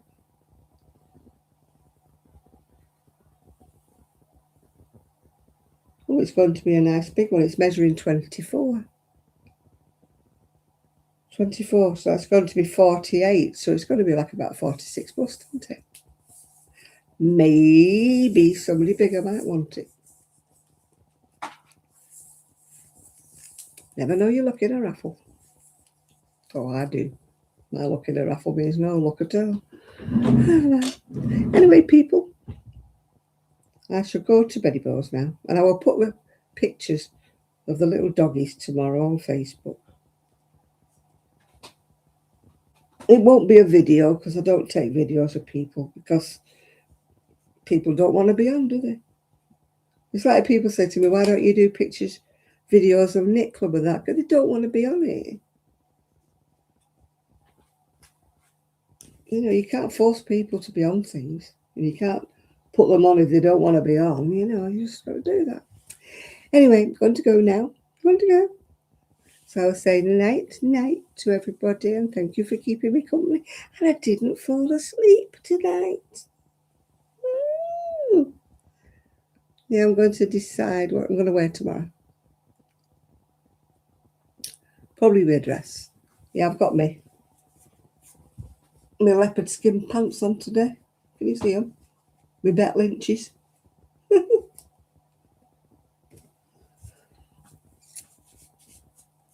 Yeah.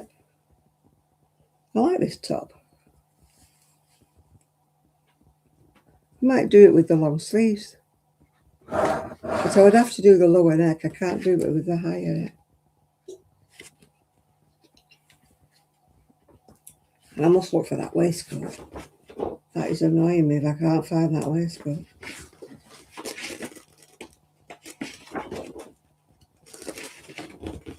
Yeah, I might do it with the long sleeves.